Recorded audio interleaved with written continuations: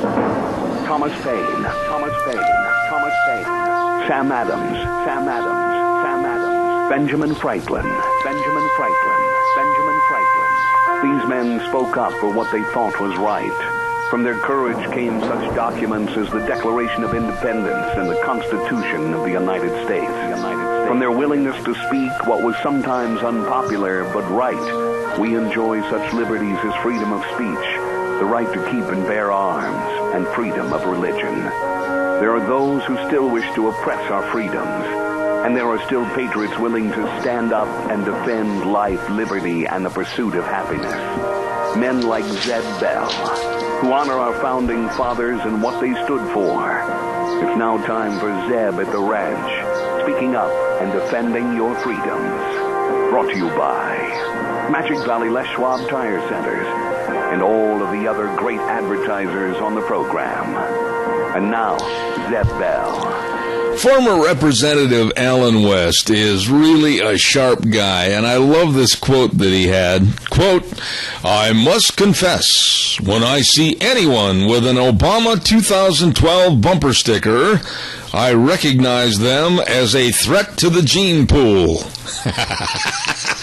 I like that. Good morning, everybody. Zeb at the Ranch on a Wednesday. We're going to have Senator Crapo calling in a few minutes. Here comes Kate Smith and God Bless America, followed by a pledger. Good morning, good morning, good morning.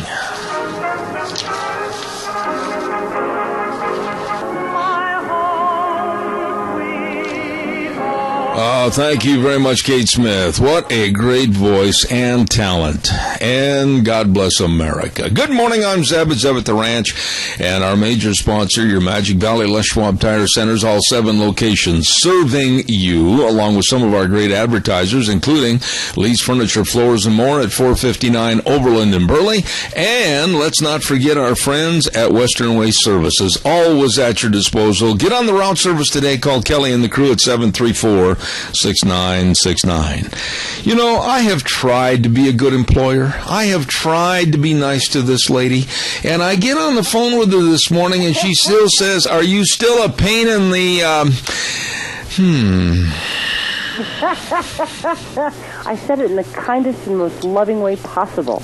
No, you didn't either. But here's the, everybody has to understand the context of the conversation that we were having. Now, if you take it out of context, yeah, it actually is quite funny. But inside context, we were talking medical issues and somebody getting a shot in the rumpus. Yeah, but it was your inference. It was your play on words. It was your derogatory thoughts that really led me down a path that didn't lead to Oz. And I just wanted to say, I hope I can have the opportunity to embarrass you. Oh, you know what? Go for it. I will. Okay. Okay. How are you? I'm doing well. I'm doing very well, actually. It's Wednesday. Oh, gosh. I'm so tired. You know, I am too, but I feel rejuvenated after, I'm going to be talking about it a little bit later on, but I feel so rejuvenated after some of the reports I had yesterday. Really? Yeah, I'm a happy camper. Anyway, we're running late, and we got Mike Crapo, our senator, calling in at 8:30, which we always appreciate those last-minute calls. Yes, we do. Okay, we've got Jolene on for the pledge, and we've got Mr. Michael Rogers on for the weather. Wonderful. Okay, please go ahead, Jolene, if you would. I pledge allegiance to the flag of the United States of America and to the republic for which it stands, one nation, under God, indivisible, with liberty and justice for all. You do not make yourself a stranger. That was an excellent job, okay? Call back and do it again.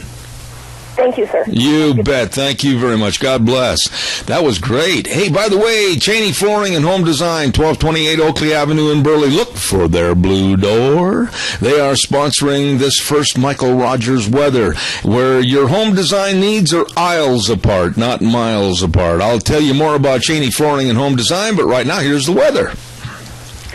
Talking about miles apart, good morning, everybody. Good morning, Zeb. I'm standing in the middle of 6 million acres of the most prime real estate you can ever find in North America. I'm talking about sitting here in front of Denali National Park. I'm in front of the highest peak in North America. Of course, that's called Mount McKinley at a whopping 20,000 297 feet. Where am I going with this, talking to you about Alaska and doing the weather? Well, the weather's going to be sunny for the next 10 days. So I need something to talk about. So since I'm sitting up here in Alaska, I'll tell you where I'm at and what I'm doing, and talking about our new sponsors at Cantor Flooring and Home Design. You want to talk about a big blue door? Got one up here in Alaska, too, so go by and check them out in Burley. Otherwise, it's going to be sunny today. 83 for the high. It's going to be hot tomorrow with a high of 93. Then it'll cool back off into 70s as you work your way toward the weekend. Make sure you get your chores done before you go out and do what you do on the weekends in the Magic Valley of South Central Idaho. I'll see you tomorrow. Enjoy the weather. It's the only weather you got. Very well done. MichaelRogersWeather.com. Brought to you this hour by Cheney Flooring and Home Design. And believe me, they've got all the hardwoods, the laminates, the vinyl sheeting, the vinyl plank and tile, carpet cabinets, natural stone, Oakley stone. Oh, and they can do those beautiful countertops. They can meet or beat any price on flooring, so please call them.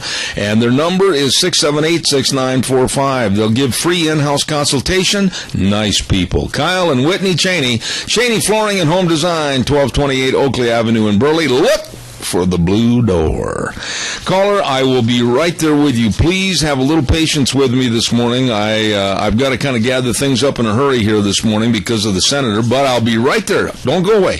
Valley White Home and Ranch, 910 South Oneida in Rupert. Oh, fair time is right around the corner. Yep, and Valley White has all your 4-H supplies and feed, 10% off for the 4-Hers, and they've got dog and kitty cat food. They've got the Gallagher fencing. They've got clothes. They've got boots. They've got really everything you're looking for the farm, the home, and the ranch. And don't forget, they're going to have an antique tractor show coming in over there on June 20th and 21st, and customers will have a chance to vote for their favorite tractor. This is going to be a lot of fun at Valley White Home and Ranch, 910 South Oneida in Rupert. You stop over and see them today. Good morning, caller. You're on the air. Good morning. I got an email that showed the Titanic going down with Eric Cantor on it. You know, Adrian, and keep it really pithy on this because I've got to get going. I'm late, but I want you to respond to this. We're going to be talking to Mike Crapo about the Dave Brat victory over Eric Cantor, and I'll just tell you my thoughts on this, and you can agree or disagree. This shows that the Tea Party, A, is not dead. This shows that people are paying attention because Dave Brat, as little as a month ago, was down almost 30 percentage points to Eric Cantor. So really, something stirred up the natives. Well, you know, this immigration thing is just, I mean, people are out of work. There's a third of the 18-year-olds to 30-year-old men are living with their parents because they can't find work. These trade agreements and immigration between the two of them, you know, it's just a matter of cheap labor. And these big corporations don't give a rat about, you know, the American citizens, just their bottom line. I agree with you. Now, when we have Mike Crapo on the line this morning, it's going to be a very short, concise, precise conversation because of time constraints. But I'm going to be talking to him about Eric Cantor. I'm going to be talking to him about the immigration mess and the Bergdahl story. So those are three that I'm going to hit this morning. And be sure we bring up this potential merger with the EU. That's, you know, we're not even hearing anything. It's off the radar. But that thing would be devastating because it would be a political as well as an economic union with the Pacific Rim countries and EU. I'd like you to have him comment about that. I will get to it if we have the time. I appreciate your call. And thank you again, Dr. Arp. Thank you. And God bless. Have a good day. Thank you.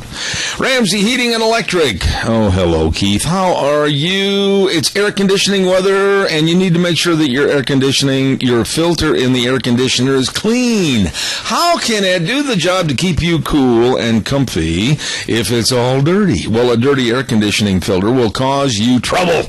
You don't want trouble. Save yourself trouble. Ramsey Heating and Electric at 2600 Overland Avenue in Burley can save you from being in trouble.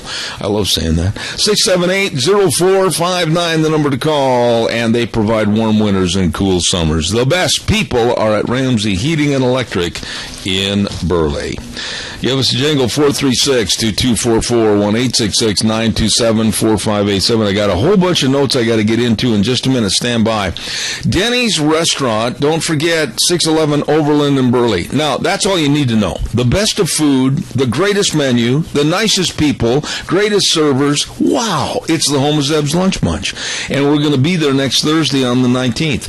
I love breakfast, and their breakfasts are absolutely phenomenal. You better believe it. Breakfast, lunch, or dinner, it's all great for you at Denny's Restaurant. Thomas and the rest of the crew at 611 Overland and Burley. You stop in and see them today. Okay, we're going to have a little slurp right now with the coffee cup. A tip of the coffee cup for having a great day, and we'll look forward to being over there Monday for their great big grand opening at Snyder's Surplus. That is going to be a lot of fun, and it's located at 112 South, 200 west of Rupert.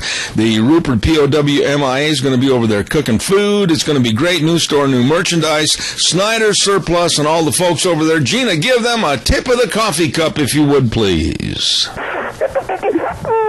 That is so good. There you go. Thank you very much. Dave Zanino's got another great big Jerome County Team Roping series tonight at the Jerome County Fairgrounds. Sign up at 6:30, rope at 7, 3 for $20 draw pot, enter up to 6 times. Big guy, good guy, and he knows how to put on an excellent roping, Dave Zanino, and we really applaud him for what he does. I think he's going to be over here at my house tomorrow night. Jerome County Fair Team Roping, you better believe it, tonight, starting at 6:30, sign up, rope at 7. There. And let's see what else have I got cooking here. I'm really excited because I went to a back and spine expert yesterday up in Boise. And there's a long story about this. 30 years ago, this man operated on my daughter. And 18 years ago, this man operated on my son. And I've been at a loss for words to describe what I thought was a sciatic nerve problem that just kept exacerbating itself and getting worse and worse.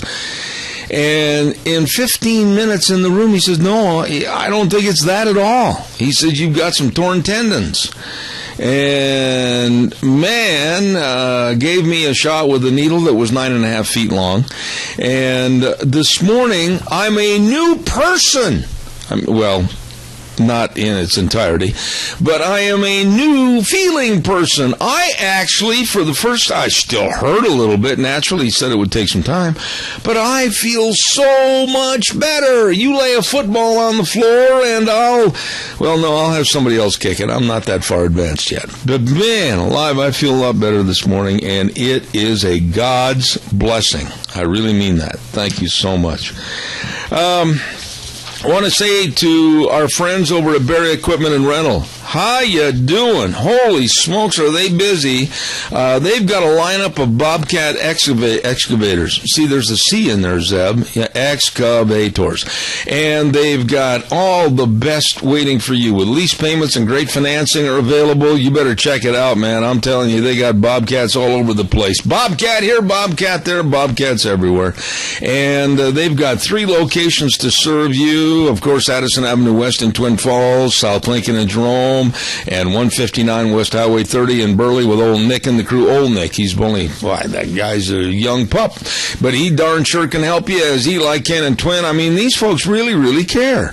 So get a hold of Berry Equipment and Rental today. Leasing or buying, the best is right there at Berry Equipment and Rental in Twin Falls, Jerome, and Burley. You better believe it. All right, give me a call on the landline, 436-2244, 1-866-927-4587.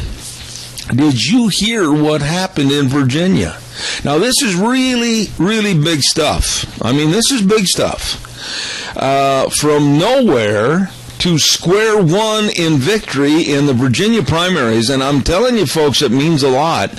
A college professor and a Tea Party member, and he comes from nowhere in the pack to defeat Eric Cantor for the Republican nod for the Senate.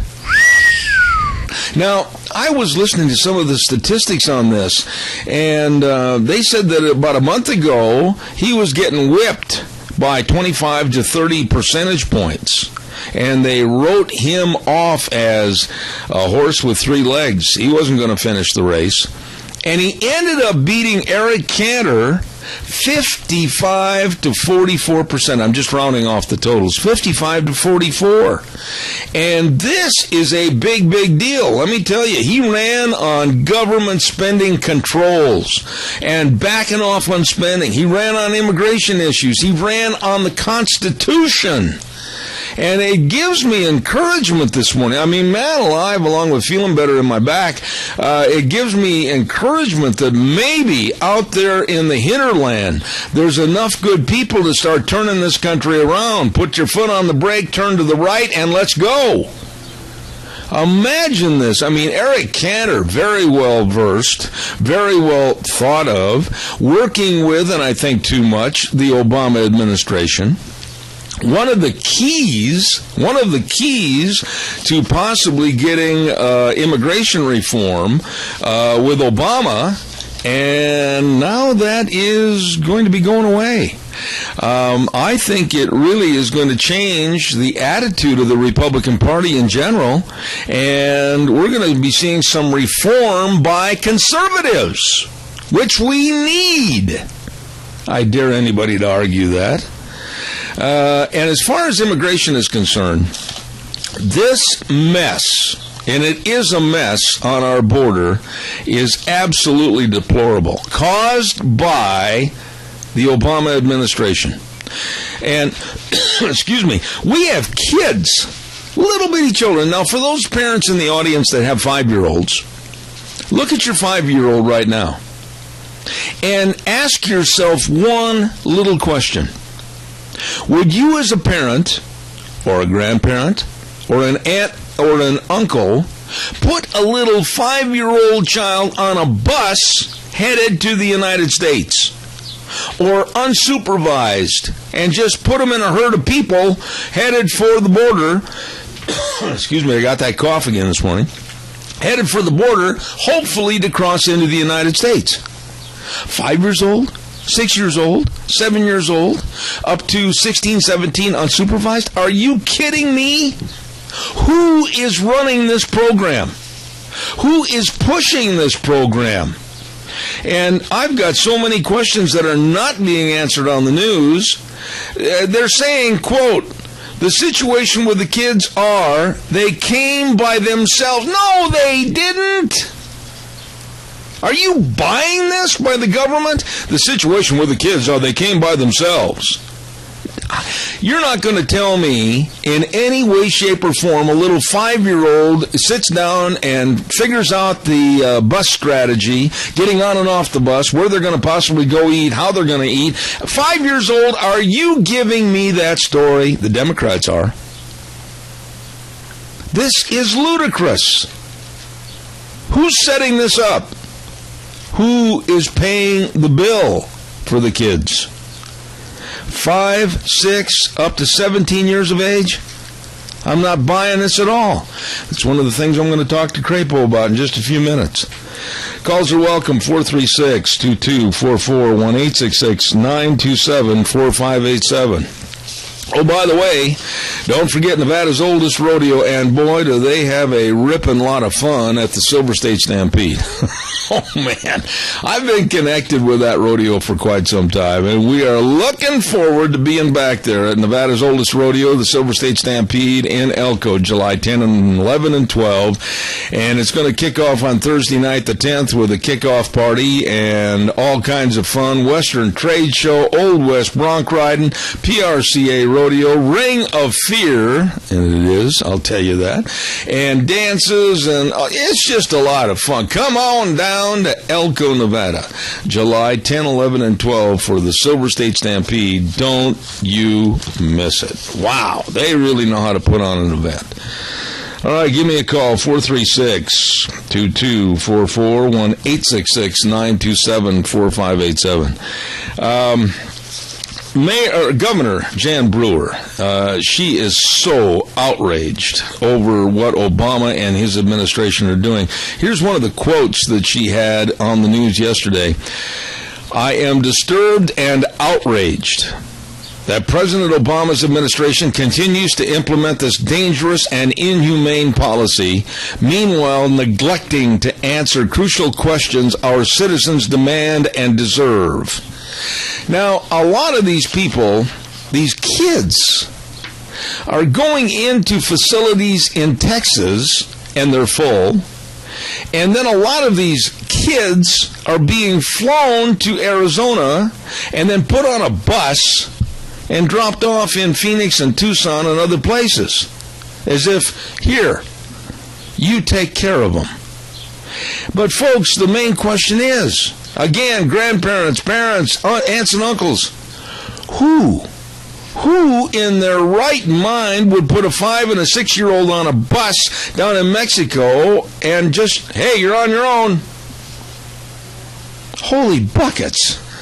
This is one of the most scary, deplorable stories I've ever commented on in my life. I mean, I can remember when Jake and Toby were that small. I can remember my nervousness no matter where they were or what they were doing. How in the world can they do something like this, they being the Mexicans down in Mexico, or the Central Americans from Central America or South America? My goodness, look how far those kids had to go. Supposedly unsupervised? Are you buying that? Travelube Supply, 1050 West, 203 South of Hebron. Number to call, 438-8730. And they've got everything over there. Jim was on the phone last week. He's going to be on the phone again tomorrow, and he's going to tell you how to save money by just mentioning my name, and you get a huge percentage off your purchases. Oh, my. Whether it's sprayer parts or oil or tools or bolts or bolt bins, or you need air filters cleaned, it's all there. All there for you at Travelube Supply, 1050 West, 203 South of Hebron, 438-8730. Travelube Supply. Well, time for the Capital Press Ag Minute. I'll be right back. Today's Ag Minute brought to you by the Capital Press, the West Ag Weekly. 16 agricultural organizations in the U.S., Canada, and Australia have publicly endorsed the use of biotechnology in wheat to make the cereal more competitive with other crops. Half of the organizations involved, including the National Association of Wheat Growers, U.S. Wheat Associates, and North American Millers Associations in the U.S., had signed a similar pledge 5 years ago. Since then, the escape of unapproved GMO wheat into an Oregon field was discovered in the spring of 2013, prompting major trade headaches for the industry. The 9 original participants worked for the better part of a year, recruiting new organizations and devising wording they could all support. For the Capital Press Ag Minute, this is Hannah Brose. For more agriculture news and information, turn to the West Ag Weekly, the Capital Press, and CapitalPress.com. And we appreciate all their help. They do a wonderful job up there at the Capital Press newspaper, and they really get into the crux and all the information regarding ag stories, and I really compliment them for a job well done. Let's check with the lovely, inimitable, always ready to give me a barb or two, Gina. Is Senator ready to go? No, he is not called in yet. No, we wait patiently. We wait patiently with bated breath. By the way, I want to say this, and I know you'll reiterate with me. Doug Johnson from Colorado normally is on our program on Wednesdays, and Doug had some very, very, very serious skin cancer tests and surgery. And according to an email that he sent this morning, they think they've got the tumor, and everything is going to be looking on the bright side for Doug Johnson, and he's recuperating, but he's not going to be on the program this week or next week. But I know you too will agree, Doug's one of the nicest people in the world, and we really have our prayers for him. Senator's calling in. Hold on. All right, thank you. And in just a moment, we're going to have our United States Senator, and that's Mike Crapo. And so we'll just kind of say good morning to Senator Crapo back in Washington, D.C. Good morning, Mike. Good morning. How are you today? Well, I'm doing well. The whole Congress is kind of reeling from the defeat of Eric Cantor. Everybody's trying to analyze it and figure out exactly what it means. All right, well, let's talk about it. And you tell me how far off base I am so you can try to pick me off. Number one, it seems to me like there was a lot taken for granted regarding Mr. Brat, Dave Brat, that ended up beating Eric Cantor. A month ago in the polls, he was down about 30 percentage points and all of a sudden ends up winning by over 10, 55-44. You tell me what happened. Well, I hadn't paid any attention or not much attention to that race until last night. So what I tell you is going to be basically what I'm learning right now. But one of the analysts that I just read a piece by said that up until just about a week or 10 days ago, Mr. Brat really was not well known. He hadn't had a well-funded campaign, and there were some who were supporting him, but he just wasn't well known. And Eric Cantor decided to run a huge amount of attack ads on him, and essentially built his name ID up, created a sympathy factor for him, and made him a viable candidate. And I don't know if that's true or not. Other people say that it was the immigration issue because there was concern about whether Eric Cantor was going to support moving a bill that included amnesty in the House. But really, we just don't know right now. I don't think exactly what did happen. Well, Mike, what does it mean for the Republican Party? And let me be very blunt because we're good enough friends, you can accept that. The Republican Party seems to be in disarray with a continued argument with the Tea Party. And I've said for a long time there has to be some kind of a co-joining or a meshing of getting both sides together to win not only in 14, but especially in 16. Maybe his run for the constitutional values, maybe Brat's run against immigration reform, and maybe his run against out-of-control spending in the government, maybe his message was better than Cantor's. What are your thoughts? Well, I actually think it probably was better than Cantor's. I heard Mr. Brat last night on TV after the election for the first time I'd ever heard him say anything. And frankly, I was quite impressed because he was saying exactly the right things, what you're talking about. He wanted to have the right kind of principle-based immigration reform that does not involve amnesty. He wants fiscal responsibility and limited government. And as I listened to him talk, I thought, if somehow he got his message out, it doesn't surprise me that he got elected. And I think that is a very, very powerful message that hopefully, as you say, we can unite our party across this country on. That's the message we ought to be driving. And if anything, this election may show that that's a message that people agree with. A lot of people say the Republicans don't have a message that Americans agree with. I don't agree with that, and I think maybe this election shows that. Well, I think you're 100% right in your assessment there, but now, is this a door opener and also an eye-opener for the Democrats? Because now they're seeing some fresh meat in the water, if you will, and there's a lot of sharks out there. Is this going to spell doom to a lot of the Democrats thinking they're going to have an easy streak for the next 2 years with Obama? Well, I'll tell you what this is going to do with the Democrats, I think. And that is, as you know, they, from day one, have tried to demonize the Tea Party. Right. And, I've written op-eds and given speeches and in many ways over the years have supported the Tea Party. And I continue to say that the Tea Party is people who are fed up with the government out of control and with lack of fiscal responsibility and so forth. But the Democrats have painted a different picture, and what I think they're going to do, in fact, we've already seen it start, is they're going to start saying, well, you see how crazy Republicans are. They just can't get past this craziness of the radical Tea Party. And I think we're going to be right back in a battle, a spin battle, with the national media trying to say that there's a craziness out there among the electorate. And frankly, what this election shows me is that I don't think the Democrats are going to be as successful as they have in the past few years with that message of radical pressure, a message that the Republicans are radical.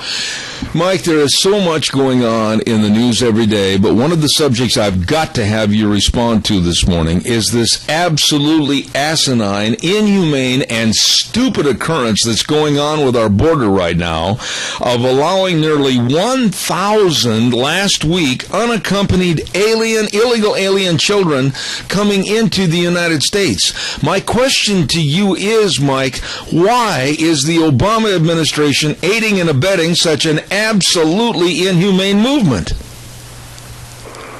Well, first of all, there's no way I can tell you what's going on in the president's mind except to say that as on issue after issue after issue, he does not see it the way you and I do, and the way I think the vast majority of folks in Idaho do. The bottom line here is that you're right. We are seeing a literal explosion of unattended children being brought across the border illegally into our country. The numbers are shocking.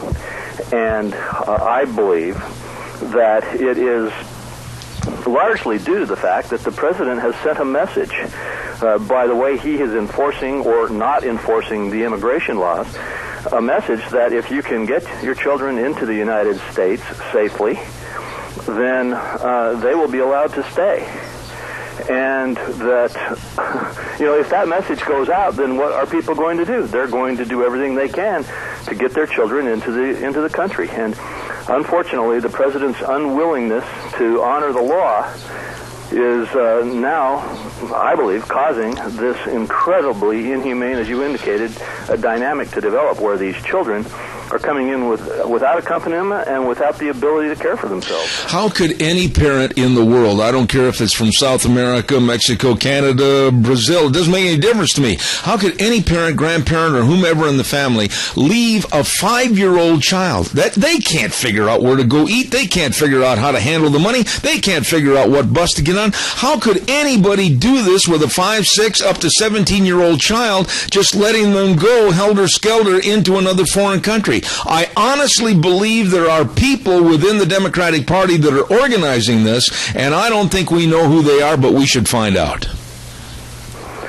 Well, I don't understand how a parent could do that either. I really don't. But one thing I suspect is behind their thinking is that the United States will take care of them.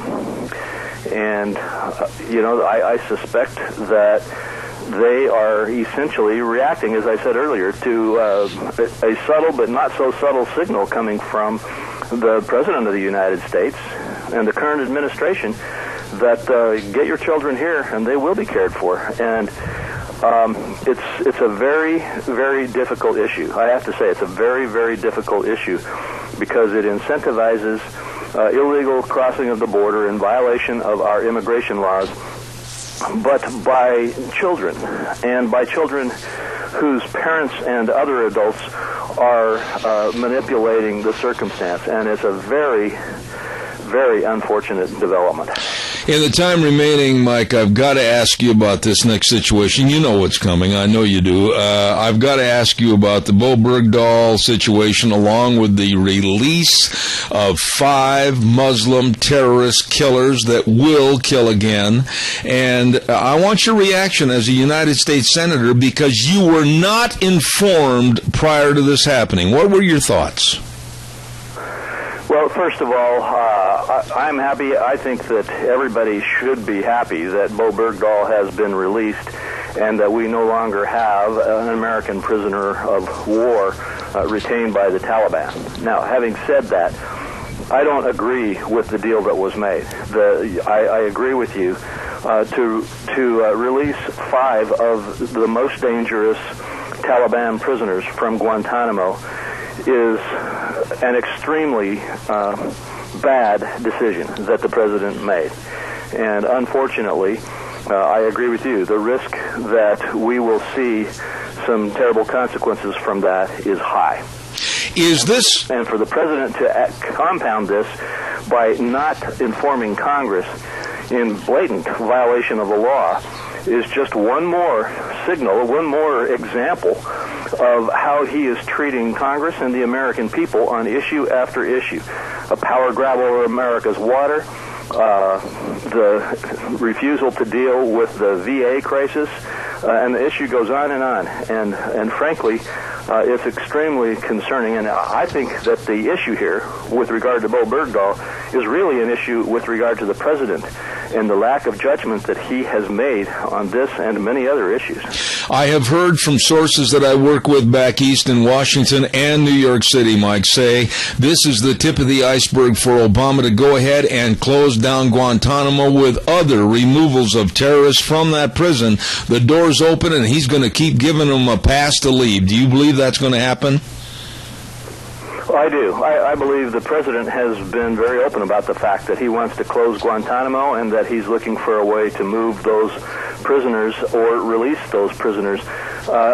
We hadn't known until recently how far he was willing to go to release prisoners, and we still don't know for sure whether he would simply try to move the prisoners rather than release them. But I think that this circumstance has definitely raised the valid question about whether the president's objective is to release many, if not most, of these prisoners. Wouldn't it have been nice, Mike, to have the same effect or same cause and effect and effort to try to get Pastor Abedini from Boise back from Iran? Yes, it would have, although I have to say not the same kind of trade, but the same emphasis. I agree with you. I think that the president needs, and we have the soldier who's being kept in Mexico, and we have a number of other situations around the globe where Americans are being held in captivity. And the administration makes a distinction in these cases with regard to prisoners of war as opposed to those who are hostages taken outside of a war environment. But the fact is they're Americans being held by hostile nations or by nations that are being belligerent and refusing to treat the Americans properly. And I believe that the president should put the same kind of effort into getting them released as well. All right, now we've only got about a minute left. I want to ask you, what topic is also very concerning to you this morning? I've addressed some issues. I'd like you to throw something back at us. Go ahead if you would, please. Well, you know, I continue to always be concerned about our fiscal crisis, but the one I think I'll bring up is the Veterans Administration. We hope to be able to be moving some legislation in the Senate, which I think is going to be well received by the House if we are able to negotiate this out, where in a rare show of bipartisanship, we will be able to address some of the issues at the VA that have resulted in such devastatingly and outrageously long waits for our veterans to get care in the veterans health care system. This legislation would provide that the veterans can go outside the system if they are not treated by the system in a fair way, and it would also give authority to the managers of the Veterans Administration to fire for cause their senior leadership who are not fulfilling their responsibilities. And you would ask, I would think, don't they have that authority already? Mm-hmm. Remarkably, apparently not. Well, Mike, I know you've got to run, but I want to say how much I appreciate it. I've got a lot of issues I need to address with you sometime in the near future regarding the EU merger and many other things that are going on. But I certainly appreciate your call in this morning. God's blessings to you, and we'll look forward to the next time. United States Senator Mike Crapo, have a great day, and thanks for your time this morning. Thank you. Thank you very much. Thank you very much to you. Senator Mike Crapo, and I know that we didn't get into a lot of issues, but what I'm going to do is I'm going to email, I'm not going to, my lovely bride will, because I'm computer illiterate. She will email some of these various questions we want addressed, and I'll get an answer from Mike on some of these other topics, just so that we didn't have time. I mean, man, we're right up against it right there. Anyhow, it's time for a weather forecast, and the weather this hour by MichaelRogersWeather.com. Here's Michael. Hello, everyone. Michael Rogers from MichaelRogersWeather.com. Well, your weather is going to be pretty nice all the way across the board for at least the next 10 days. Sunny conditions all the way across the board. 82 for the high today.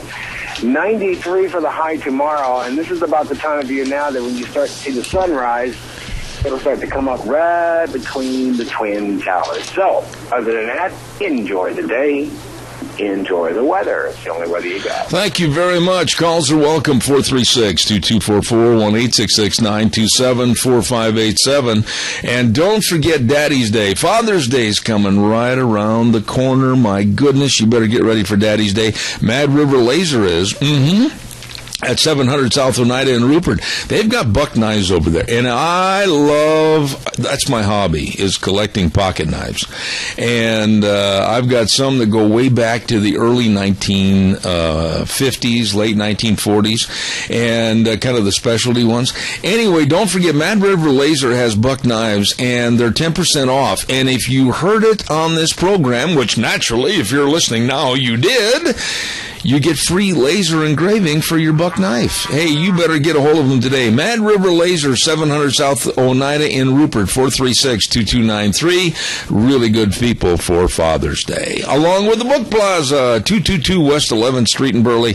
Colonel Dale and the crew, they've got books all over the place. Books and whatever category of book that Dad likes, they're there. Please stop into the Book Plaza and get Dad a Dad's Day gift he'll remember and appreciate from the Book Plaza, 222 West 11th Street in Burley. Good morning, caller. You're on the air. Yes, good morning, Zeb. I think what's going on in Obama's mind is he figures by changing the demographics in this country, it'll eventually break the economy, and when that happens, he'll be able to reshape the United States into anything he wants.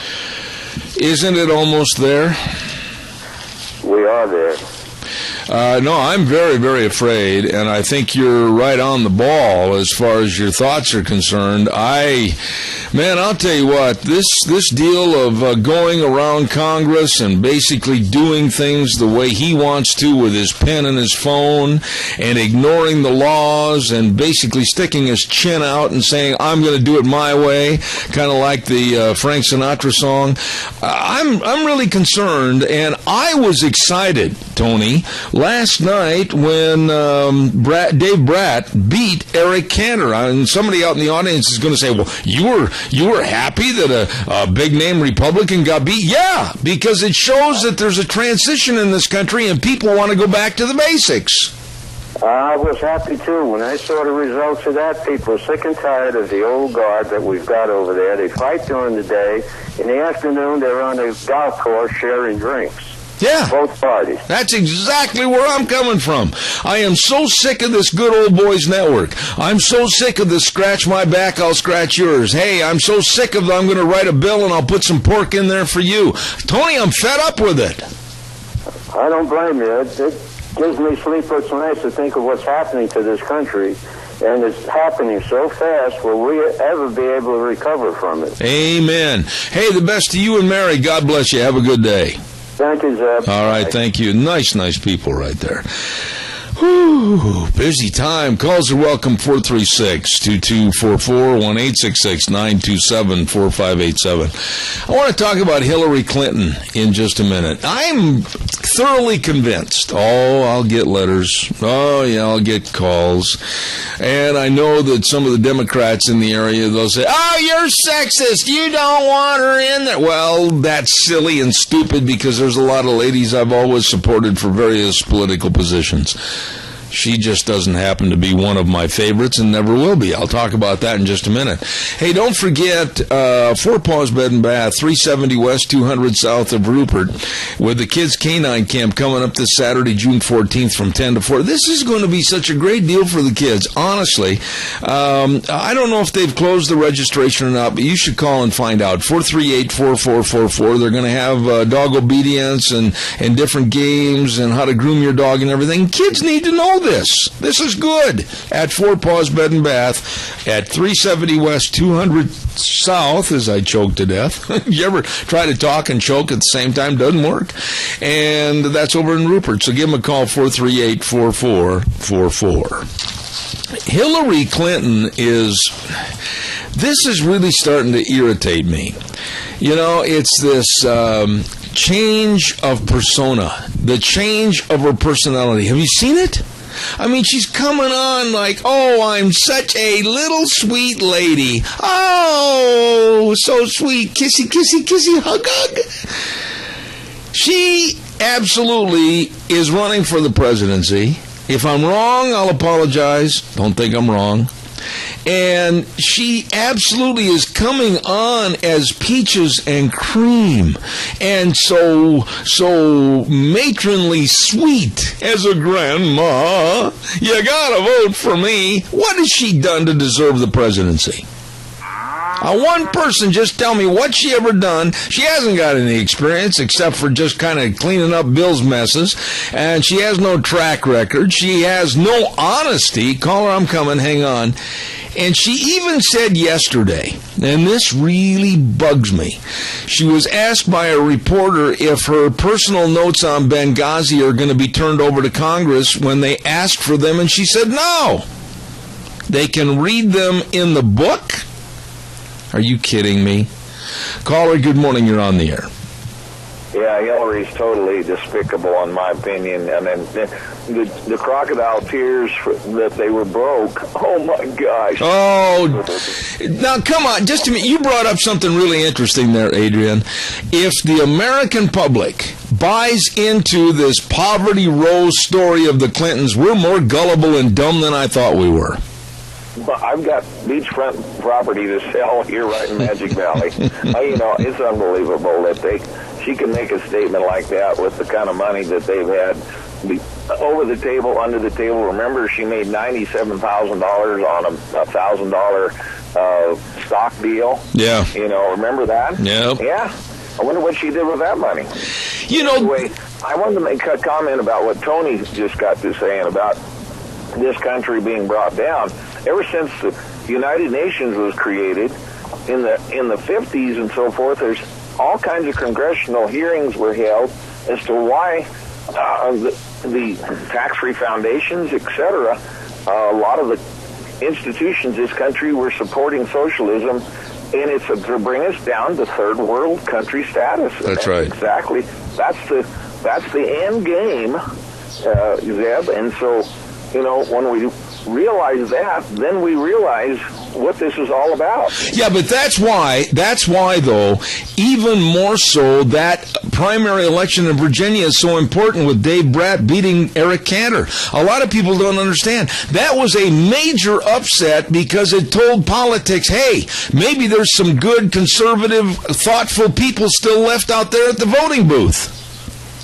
Well, absolutely, and like I say, I hope that the establishment Republicans can see the handwriting on the wall. If they're wanting to win any elections, they better invite back the Tea Party people instead of trying to alienate them like they have in Twin Falls County. Has been, terrible. I mean, I've been involved in this thing, and they despise us Tea Party people. They don't just dislike us, they despise us. Yeah, but it's something else too. There's something else too, real quick, and I need a short answer. Sure. But I think it also is a wake-up call to the Democrats thinking that this good old boy alliance, like with Eric Cantor working with Obama on immigration reform, we got the good old boys here, we can get our way. I think it's a wake-up call to the Democrats to let them know that maybe the good old boy network is frowned upon now and it's not going to be accepted. Absolutely, that's a very good point. I totally agree. I think the political pundits back there in the D.C. crowd that don't get out here and find out what it's really like to make a living or anything. They're so entrenched in the Potomac River fever back there that they really did get a big wake-up call last night. And, boy, I was just cheering. I mean, I celebrated last night with that victory. All right. Adrian, got to run. Thank you very much. Appreciate it, my friend. Thank you. Thank you. Caller number 2, I'll be right there. I got to pay some bills. Don't go away. You'll be my next caller. Don't forget your Magic Valley Les Schwab Tire Centers. All 7 locations. They've been there already this morning, and they're running here changing tires. parts. They're over here, they're fixing brakes. They're over here fixing a front end. Holy smokes, are they busy. They've got the best tire value promise in the industry, and I'll guarantee you they've got easy credit plans available for you to do your business at your Magic Valley Les Schwab Tire Centers. Please stop in and see Lane and Rupert, Dave on Blue Lakes and Twin, Mike and Buell, Mike and Jerome, the Twist family and Paul, John on Pauline in Twin Falls, and Randy on Overland and Burley. They really care. They really provide the best in service.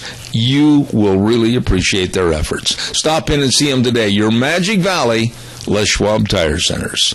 Good morning, caller. You're on the air.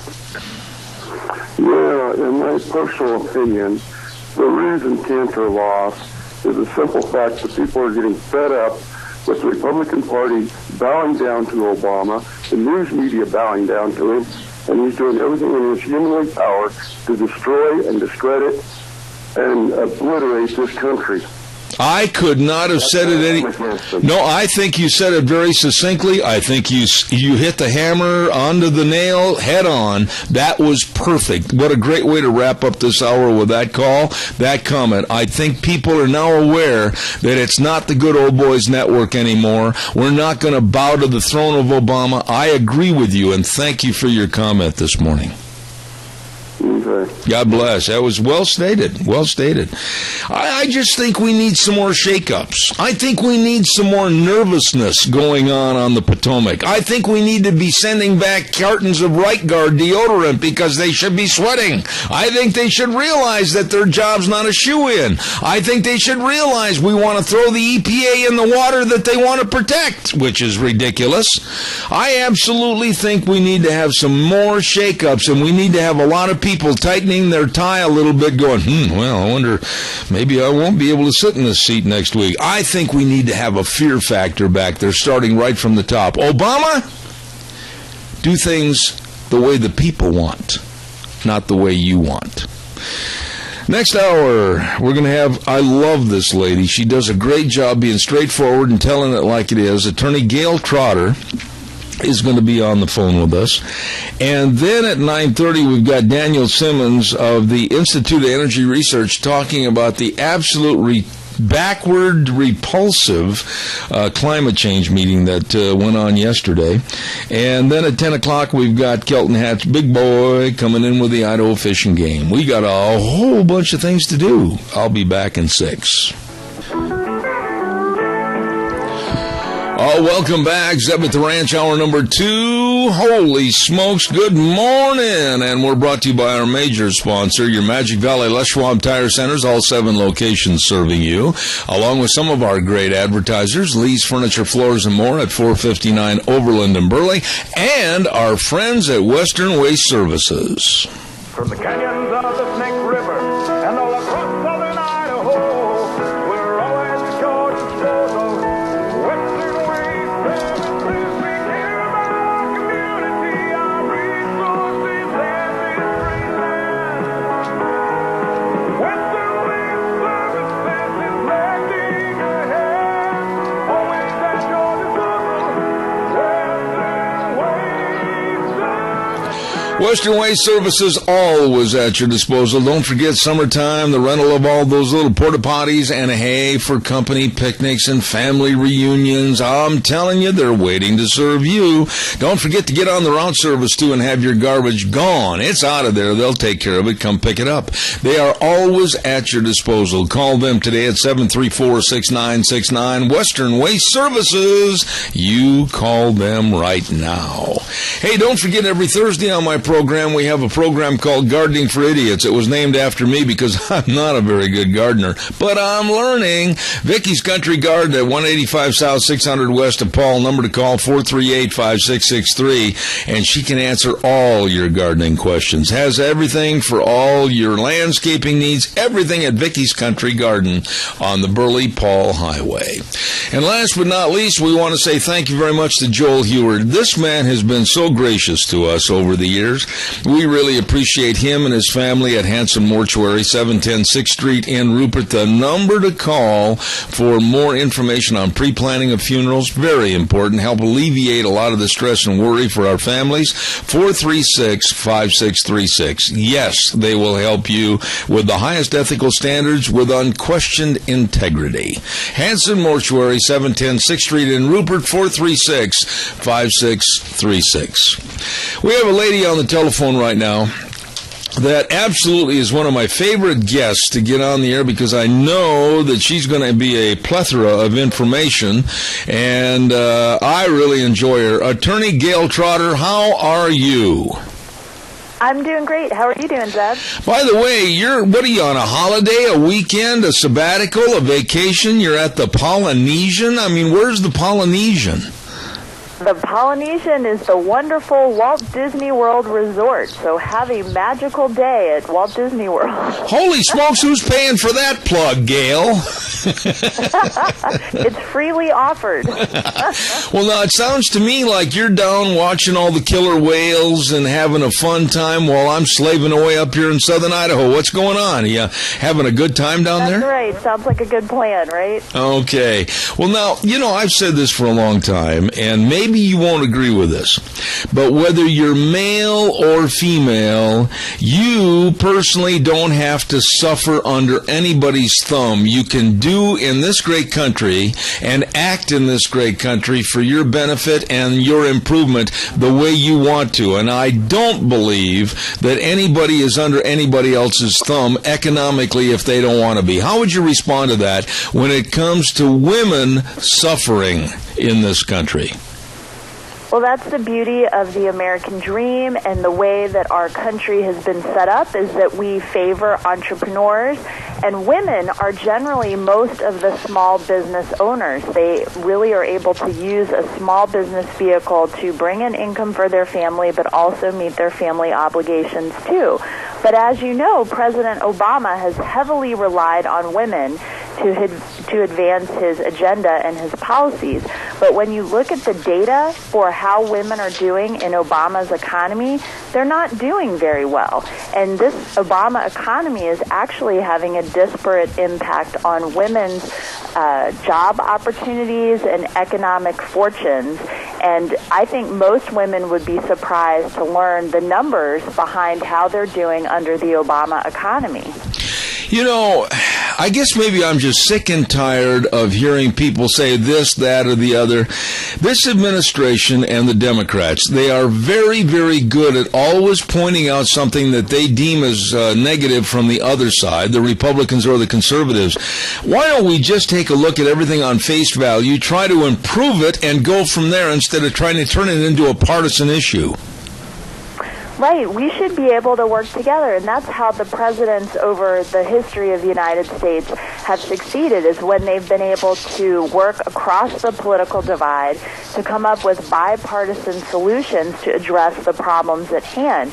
The problem right now, the main problem for our economy, is that President Obama is trying to move us to a command and control economy, and all of his policies align with this, and they go against the free market principles that have made this country so great. And while you said at the very beginning, people can get out there and make things happen, but the problem is the more that we have a command and control economy, the more difficult it is and the riskier it is for individual Americans to get out there and to take the initiative that they naturally have anyway. And we need to see these policies coming from this administration moving us more towards a free market system and away from the command and control system that he's advancing right now. I think you said that very eloquently, and I agree with everything you said. But for my audience, maybe we should explain a little bit command and control. Now, before you get into that, I also see a much stronger allegiance to unions like the SEIU with Obama's people, and I think that would even set us back further with a business fervor in this country. Would you agree or disagree with me? I agree with you. I think he relies heavily on support from the unions as well, and that is a way to, there are certain opportunities that we need unions for to help working people, but most of the unions you find now are in government. They're public sector unions, and they are in the position of controlling what we are able to do with our businesses, and then also having a union to give them tenure so that they don't have to be responsible for the outcome of their jobs, for their productivity. Their bonuses continue to be given out. We've seen this with the VA, that they were getting bonuses and altering the data of their performance. And the press is not doing their job of checking up on these public sector employees and making sure that they are doing what they're supposed to be doing and that they're being honest about it. We have no real government accountability right now. And when we look at these types of policies that President Obama is pushing forward, I'll just name three that are kind of in the news a lot. Raising the minimum wage. Raising the minimum wage sounds good as an idea, but the truth is it's taking a dictate from Washington, D.C., pushing it out to the entire country and expecting the entire country to follow this. And we all know that conditions are different than in New York City than in Idaho.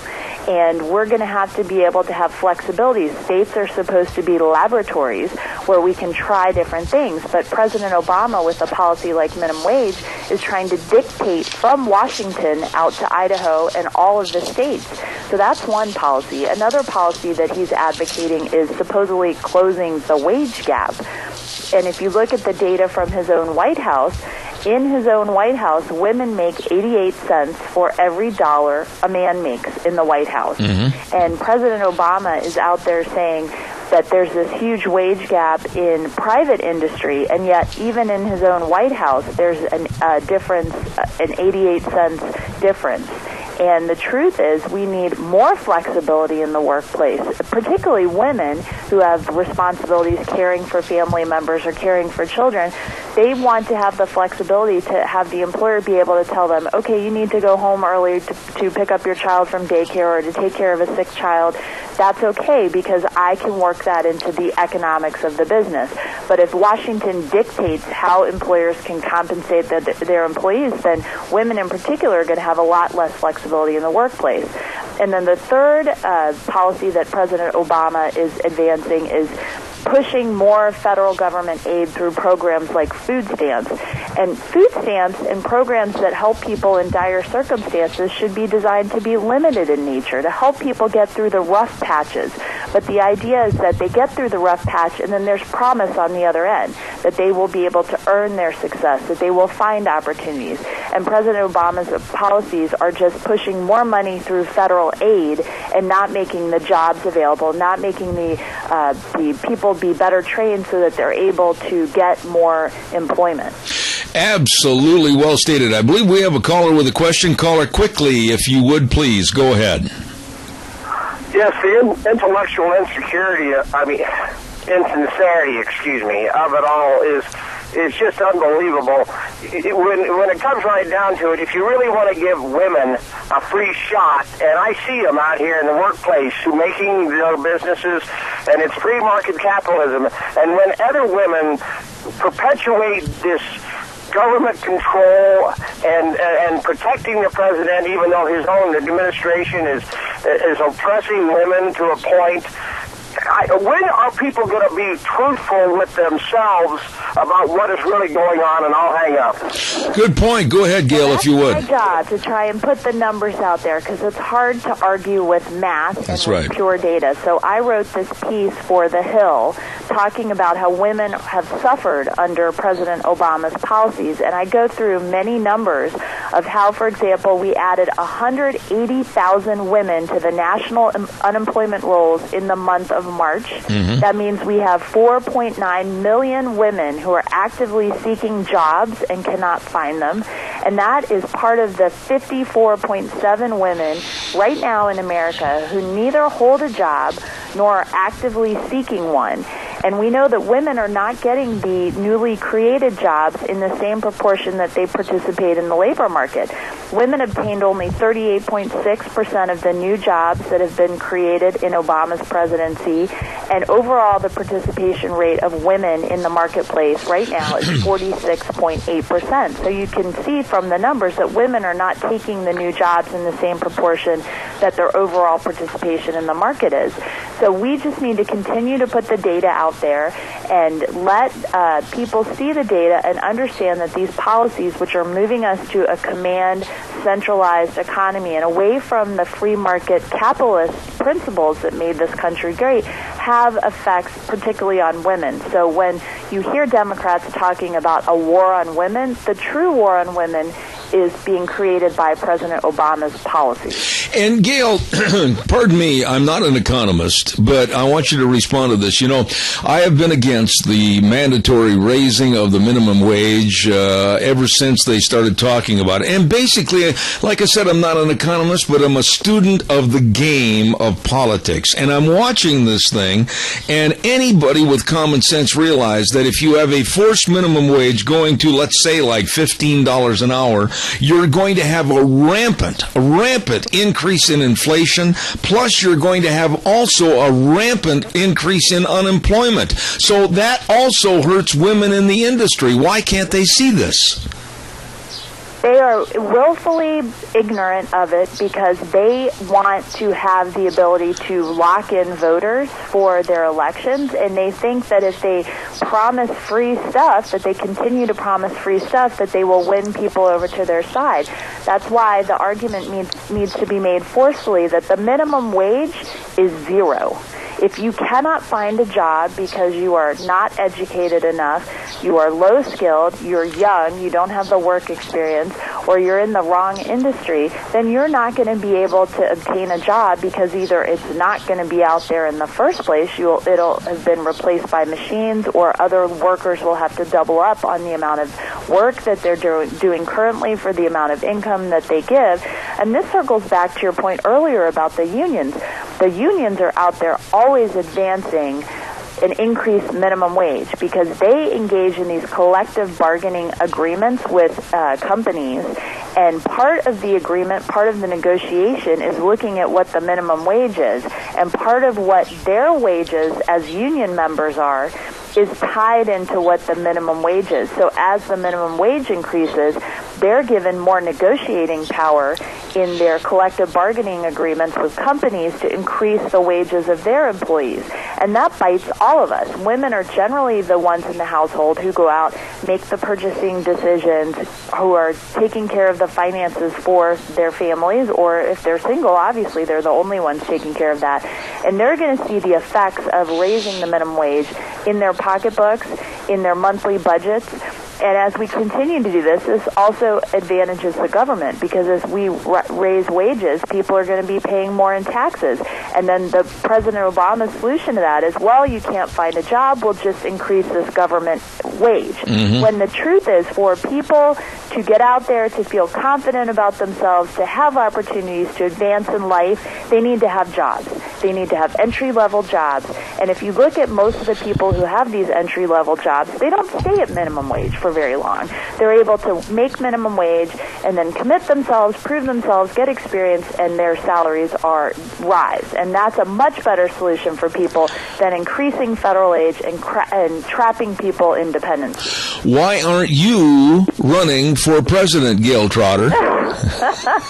You are so kind. No, I don't know if that's being kind or not. I'm excited that there are a lot of women who are out there really engaging in politics now and trying to get this message out there that economic issues are women's issues. Those issues are vitally important to women. So you hear the Democratic rhetoric, you hear President Obama's rhetoric about women, what women care about, but women care about being able to make a livelihood, to be able to take care of their families, take care of their loved ones, and those are the issues that women need to be out there on the forefront talking about. Yeah, but wait a minute. I'm not going to leave this point for a second. You very eloquently, in just a very few minutes on this program, have laid out an economic program that is just sound, conservative, common sense. Now, with interviews that I've heard about Hillary Clinton, all the years that she was involved with the Bill Clinton administration and now trying to make it on her own, she never has been so succinct and so explanatory as you were in 15 minutes. That's why I'm saying they need people like you in government.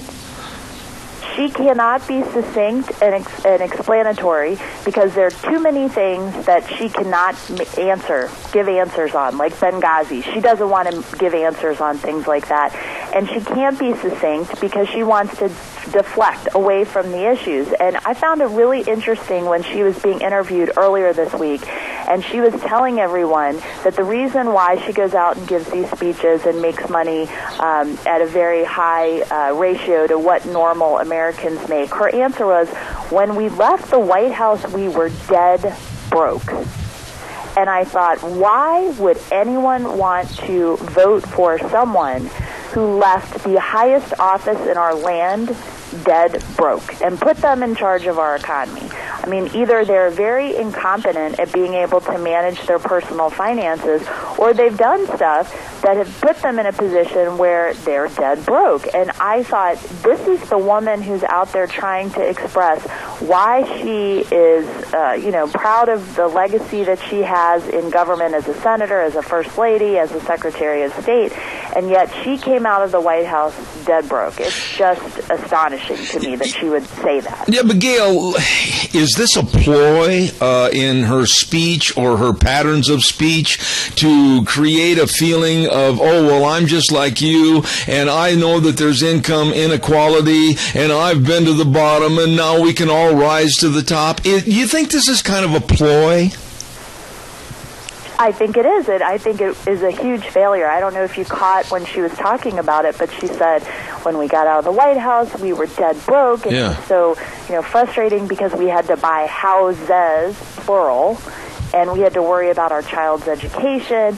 And most Americans are lucky if they can afford one house, especially in the terrible effects of this economy. And to be so ignorant of what people in this country are struggling with and trying to use that to advance these command and control type policies, which I wrote a piece for USA Today a few months ago talking about how Obamacare is really Hillary care. That was really her idea, to have the employer mandate. And all of this, the proposals that she has put forth through her many years of public service have the opposite effect of promoting free market capitalism. And we should look at how she has been able to manage her finances and understand that that's an indictment of the policies that she has put forth through her career and continues to advocate for now, that she should have learned, but she has not. She's learned nothing from her time in government. A final thought about Hillary Clinton this morning, and then we'll wrap it up. But, I mean, really, is she the best the Democrats can roll out with no experience other than relying on the Clinton name? Isn't there somebody lurking in the weeds someplace that would be much better at presidential fodder than her? There are many people who would like to be there, who'd like to be in the running. There are people who are testing the waters, but she is the 800-pound gorilla. She is out there, and she is scaring off other candidates because they feel like it's her. I don't know if you recall this very well, but when she was going up against President Obama, everyone in the press was talking about her candidacy was inevitable, and it scared a lot of people out of the running. But with President Obama, he stuck in there. He was able to successfully challenge her. But now I think that's come even more so with this time, that it's really Hillary's turn. And she has earned it, and she has this amazing political machine that she and Bill have built up, and that kind of plays into the whole idea of donations. She has amazing financial backers, not just her own resources, but the connections that she's made over all these years in politics. She's got the ability to tap into a huge war chest for her political ambitions. Well, I just heard the knock on your door, and room service just delivered a bucket of minnows so you can go feed killer whales, so I guess I better let you go. Thank you very much. Always a pleasure to join you. Gail, you are a blessing. Attorney and a senior fellow at the Independent Women's Forum. Please come back in the near future. Thank you so much. certainly it's an honor. All right, God bless. Have a good day. A lovely lady, Gail Trotter, and I always look forward to having her on the program. Very, very open and honest about politics and what's going on. Thank you very much. Hey, don't forget one of our new sponsors, and we're really proud of these folks, Kyle and Whitney Cheney.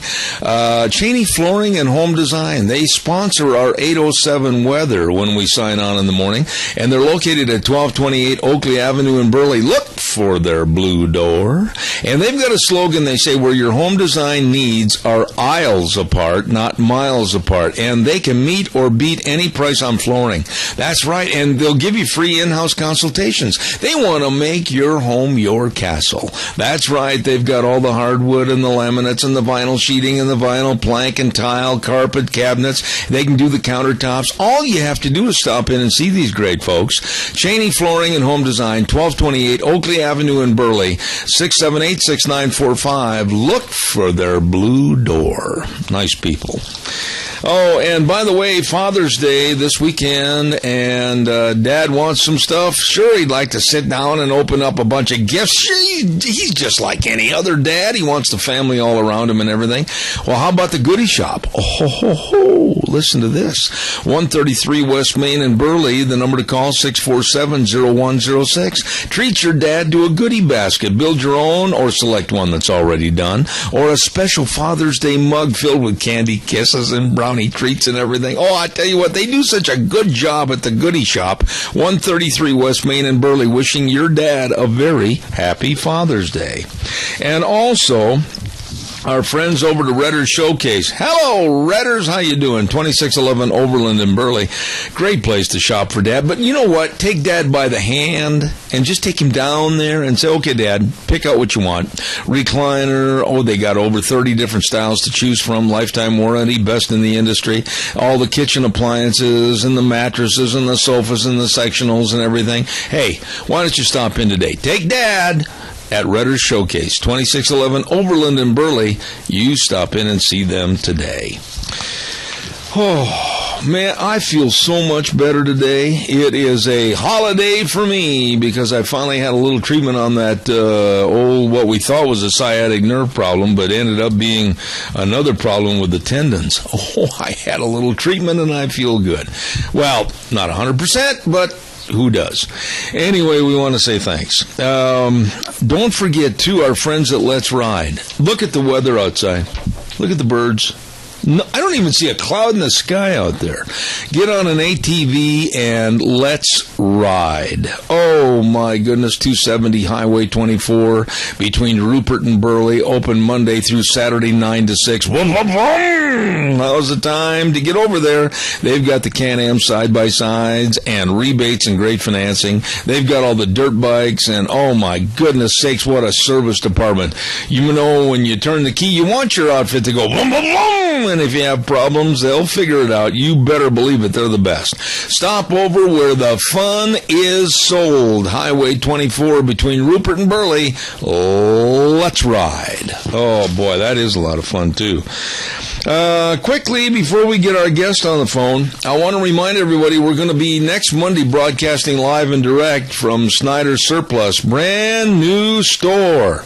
Snyder's Surplus. We're going to be over there for all 3 hours, and they're going to have food cooked by the Rupert POWMIA. They're going to have that big wagon out there. Man, that's fun to see. New merchandise, friendly service, Snyder's Surplus. Next Monday grand opening. We will be there. Hope you are too. Come by and say hello. Come on. Right now, let's get on the phone line and say good morning to Daniel Simmons with the Institute for Energy Research. Good morning, Daniel. How are you? Good morning, Zeb. How are you today? If I was any better, the wrong fat man would be wearing my clothes this morning. I just feel fantastic. And I'm going to feel a lot better if you, the Director of State and Regulatory Affairs for the IER, tell me that the Democrats are going to close the book, they're going to forget the idiocy of global warming and climate change and start to act like the rest of us and worry about things that really matter. Go ahead, tell me. I'm sorry, Zeb, but that's I can't tell you that because they have too much invested in it, and that's a simple truth. The president is going to go. I'm thinking of a clean term. As hard as he can on this issue, and and unfortunately, what that means is higher energy prices. That's what they care about. The increasing regulations on the economy, as opposed to, what the American people care about, which is, hey, let's just let the economy work, and that energy, it's the lifeblood of the economy. Let's let low-cost, affordable, reliable energy, happen in America as opposed to trying to regulate it to death. And unfortunately, they're trying to regulate it to death. Why can't we, the people? Gee, those first three words sound like they ought to be on a constitution someplace. We, the people. Interesting.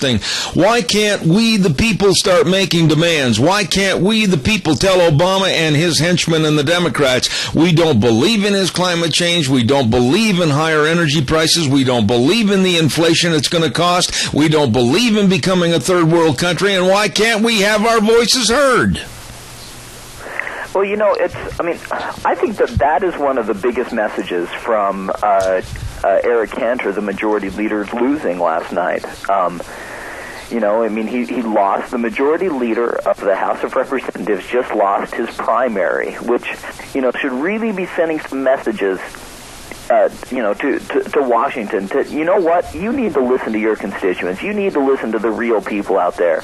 Because you know what? The reason that Eric Cantor lost is because, they spend as much money on steakhouses. The Eric Cantor's campaign spent as much money at steakhouses in Washington, D.C. as, his opponent spent on his entire campaign. I mean, that is absolutely crazy. And what that says is that, even a lot of these guys that might not seem so bad, and, I'm not saying that Eric Cantor was terrible. I'm not saying that at all.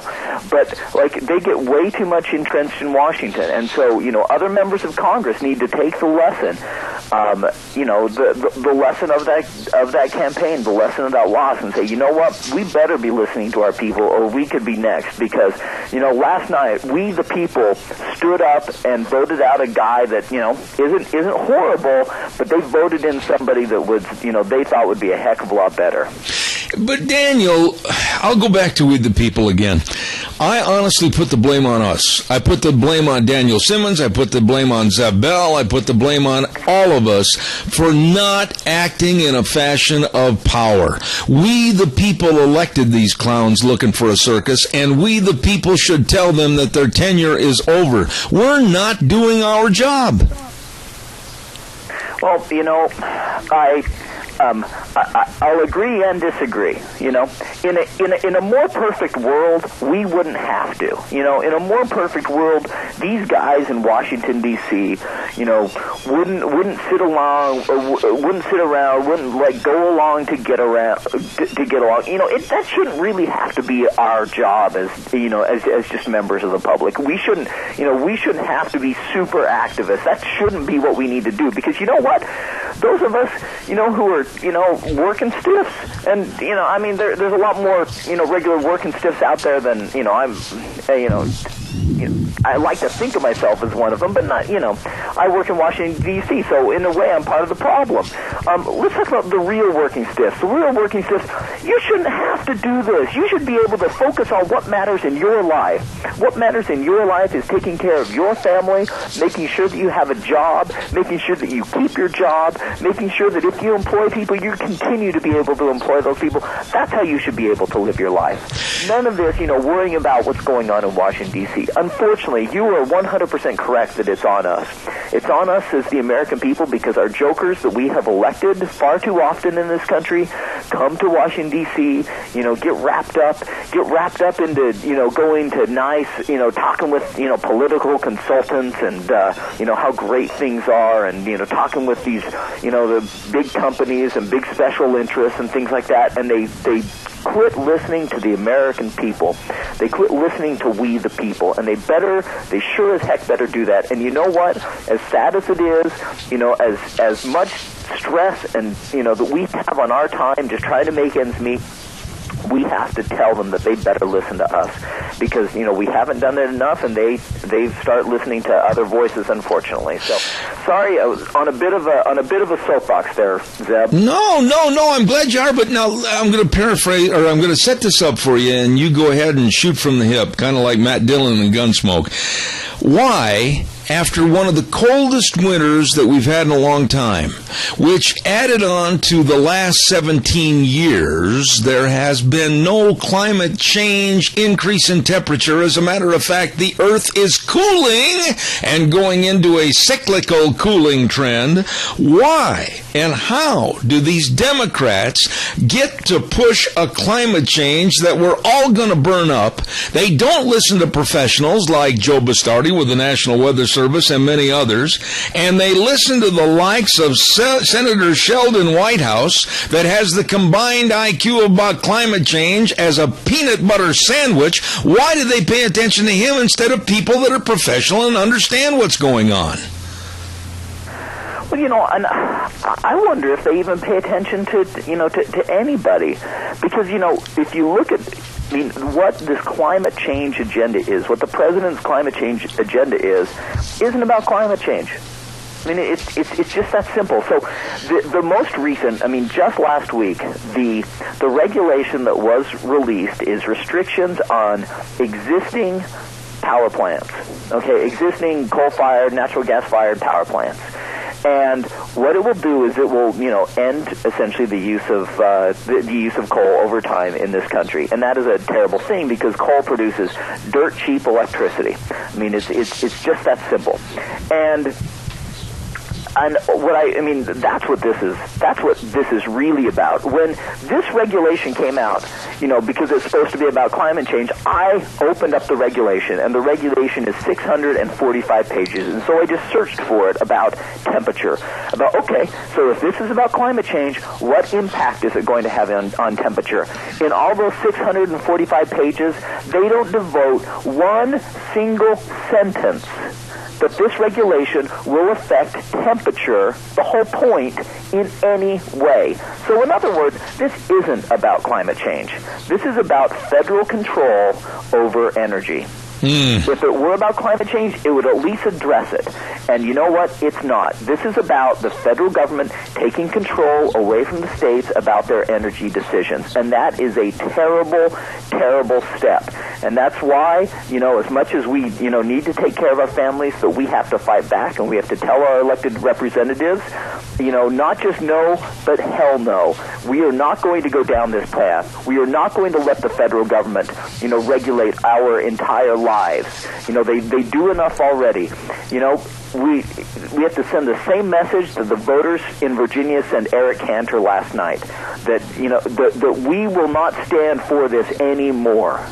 Daniel, that was extremely eloquent and very well said, and it should be taped, and I'll take care of it with one of my engineers that runs this, my good friend John. We'll send this back to Congress, and we'll send it to Harry Reid, and we'll demand that he listen to it and try to get some common sense. But these people don't have any common sense. You take Senator Sheldon Whitehouse, and if you were to sit down and look him in the eye right now this morning, and I'll bet you a steak dinner on this, and say, Sheldon, old boy, if you kill off the coal plants, how's the energy grid going to be supplying enough energy to not only take care of existing energy needs, but also the influx and increase of what Obama wants with millions and millions of electrical cars? How are they going to do it? And then sit back and watch the fat senator try to answer that question.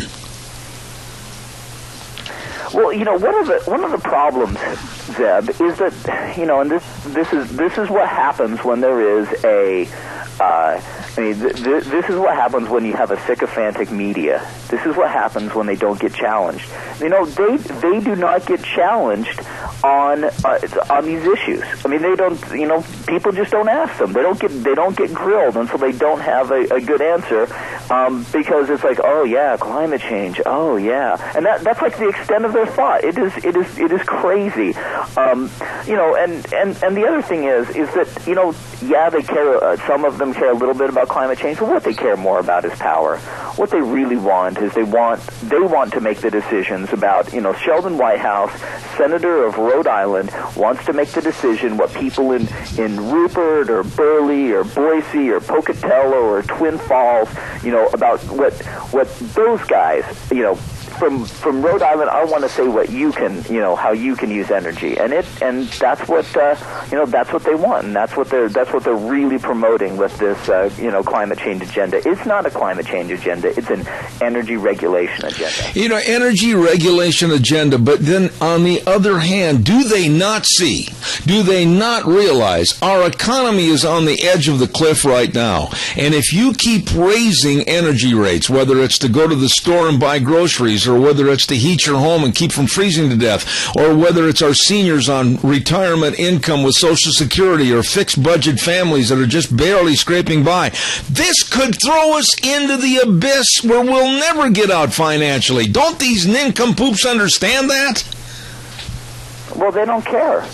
Like that's the problem. Is like they, I am more and more convinced that they don't care. If you look at, we think the economy matters, but I don't think they think the economy matters. I think that they live in some kind of, bizarre world where, where I don't know, that they're unicorns and fairies or something, and the economy will just be able to overcome any restrictions placed on it, as opposed to understanding why, in America we've had an economy that's been growing, and for the last 5 years, a bit more than that, the economy has really struggled. The economy contracted in the first quarter of this year, and that is really scary, and it's very troublesome. And instead of paying attention to that, they're like, oh, we need to go forward with this climate change agenda. We need to go forward with this new plan that will cost billions of dollars a year. The U.S. Chamber of Commerce came out with a study that was, modeled a plan that was similar to what President Obama is proposing. And they found that it cost $50 billion a year and over 200,000 jobs a year. And they want to go forward with this. And that's why I say, look, this is not about climate change. If you're talking about costing $50 billion a year, and you don't even model, like EPA even has a model for determining the temperature impact of stuff like this. They didn't even use that model. That tells you that they think the impact is so small that no one will care, which is why they didn't do it. So this is not about climate change. To paraphrase, increasing the federal control over your energy choices. Absolutely. And what impact that has on the economy? You know what? That's collateral damage. To hope for a change, using and paraphrasing some of Obama's words, in the future, Daniel, where are we at? We're looking at 2 more years of Obama. I'm shuddering and shaking in my boots, thinking that Hillary Clinton might win the presidency. God save us all. Where are we at? Is there any optimism? Is there any bright spot at the end of the track? Or is it a train coming at us head on? What's going on?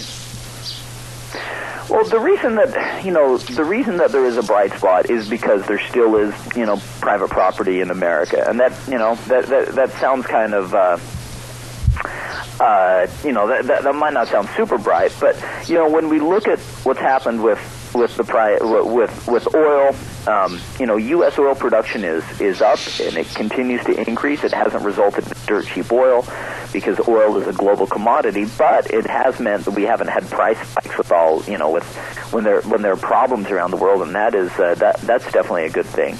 The U.S. oil production is up. It's up by 40% over the past 5 years, and it's up because it's occurring in places where the federal government has a hard time reaching, and that is a success story.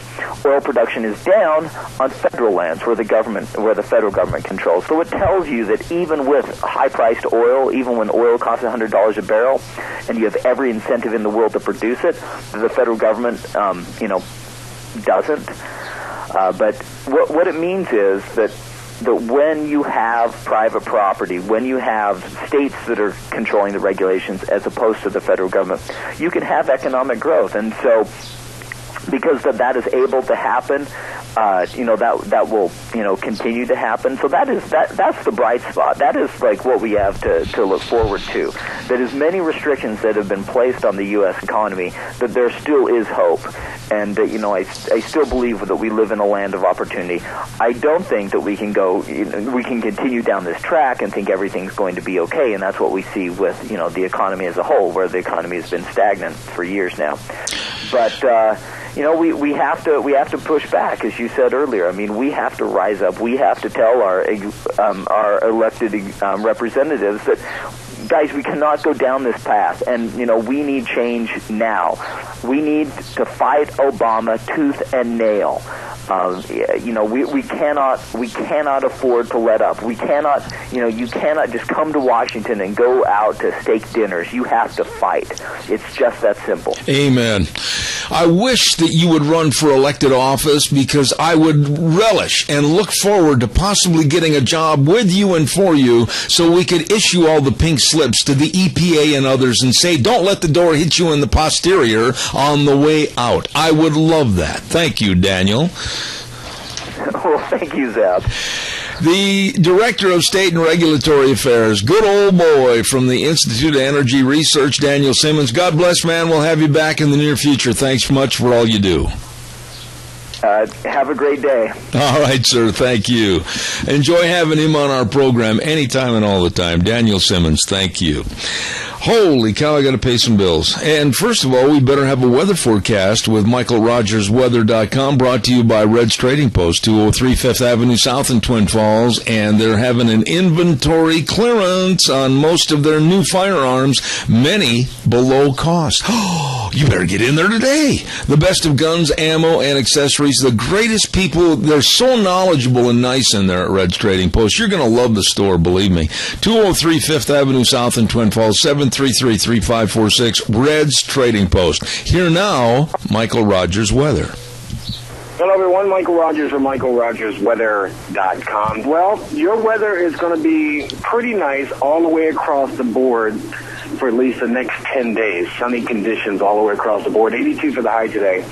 93 for the high tomorrow. And this is about the time of year now that when you start to see the sunrise, it'll start to come up right between the Twin Towers. So, other than that, enjoy the day. Enjoy the weather. It's the only weather you got. Thank you, Michael, and we appreciate it. And don't forget the weather this hour brought to you by Ryan and the crew at Red's Trading Post, 203 5th Avenue South in Twin Falls. The best of guns, ammo, and accessories. Also, don't forget, real quick, I want to mention this, our friends at Cameron and Siemens Insurance. They're listening right now. I know they are. Dean just put his pencil down and looked at the radio. Life insurance, health insurance, retirement planning, employee benefits, all of this and more by people that really care about your security. Dean Cameron, Todd Siemens. Dedicated and responsive to your needs. All you have to do is so simple. Just pick up the phone, dial the number, 436-4424. 436-4424, and they will help you. Cameron and Siemens Insurance, Highway 24 in Rupert. You know, I try to make room every morning on the program to have Gina come in here and just visit with me a little bit. Gina, it's time for you to come into the room and visit with me for a few minutes. Okay. All right, that's enough. Thank you very much. Okay. No, I do have a question for you. Sure. I thought I would get a mother's perspective on what I had said earlier with Mike Crapo, and nobody. I went through the national news stories, thanks to Deanne, and we pulled story after story after story about the illegal alien children arriving here in the United States. Not one single person, and this really irritates me, not one newscaster, not one reporter with CNN or Fox or ABC, NBC, CBS, whatever, not one single person asked the question that I did this morning as to how in the world could we be gullible enough to think that a 5-year-old is going to come from Central America on their own and make it all the way into Texas or Arizona. They're not going to. A 5-year-old can't do that on his own. Trust me, I know this. I have a 7-year-old. Here's my concerns on this topic. Number one, how could a parent let their child go like that into a foreign country? I asked that. Knowing what is going to happen? Yes. Unless there are specific plans in place. Okay, so my child is going to hop on this bus A, going to travel over the border, going to hit bus B, and then from bus B, somebody at location C is going to pick them up, and they're going to call me. And here's the thing that's so stupid about this whole story, and the American public is buying it. I mean, a Department of Homeland Security spokesman said this, and I'm going to reiterate this paragraph, and I want you to comment on it. The situation with the kids are they came by themselves. They have no relatives here, and the consulates can't keep up with them being here. They're in limbo. There's no one back home to deport them to. DHS spokesman said. Are you going to buy? I'm not going to buy this. I don't buy that. I don't buy that at all. I do not buy that at all. A 5-year-old hopping onto a bus and coming to this country and saying, I don't know where my mommy and daddy are. Please take care of... No. The plan is already in place. And this is... I was going to comment on this a little bit earlier, and then we do have Fred Preston on the line.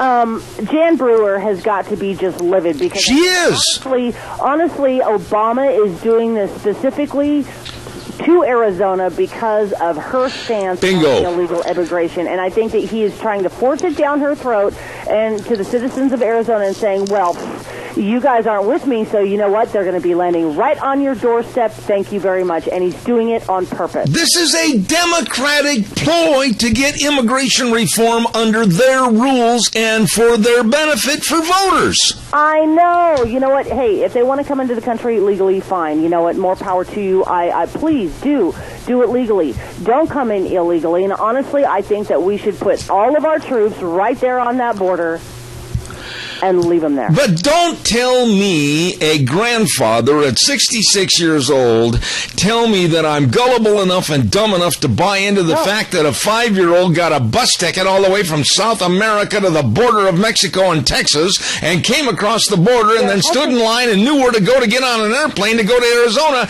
Don't tell me that.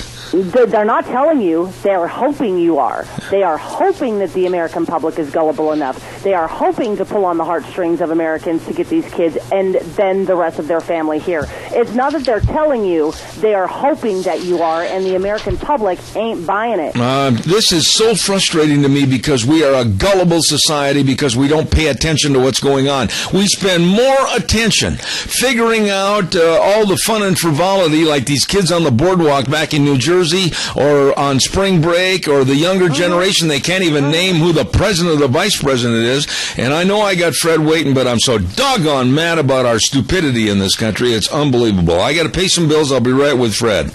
Hey, don't forget calm down, Zeb, please. Okay. Father's Day reclining sale at Lee's Furniture, Floors, and More. Oh, my goodness sakes. Nothing down, 15 months on approved credit. Oh, Dad's going to love you. Dad's going to love you. They got all the recliners. They got the rocker recliners, and they got the wall saver power recliners, and they got the power rocker recliners. They got all the recliners. Just Dad needs to get in there right now today. Lee's Furniture, Floors, and More at 459 Overland and Burley. And all the sectionals and the leather reclining sofas, it's all there for Father's Day at Lee's Furniture, Floors, and More, 459 Overland in Burley. Fred, doggone it, I'm sorry to keep you waiting. I'm so mad over this idiocy with this immigration. I'm just furious. And I'm with you all the way. We're financing them children coming in here. You know that. Absolutely. All the way. All the way. It's another one of Obama's tricks. And why are we letting him? Why is our Congress letting him get away with this stuff? I can't understand it. I agree with you, and the American people should be ashamed of themselves. We should be ashamed of ourselves for buying into the stupidity and gullibility the Democrats are trying to pass on us, thinking that a 5-year-old is going to come all the way from Central America. This is nothing more than a staged coup against our immigration laws and our border security. This is a joke. I can't understand it. I can't. Obama's behind it all the way. Absolutely. You know something, Fred? You and I ought to take over the whole deal. Obama and Biden, they're gone. It's going to be Preston and Bell. We're headed to Washington. That's right. All right. So, God bless you, man. Thanks. Thank you.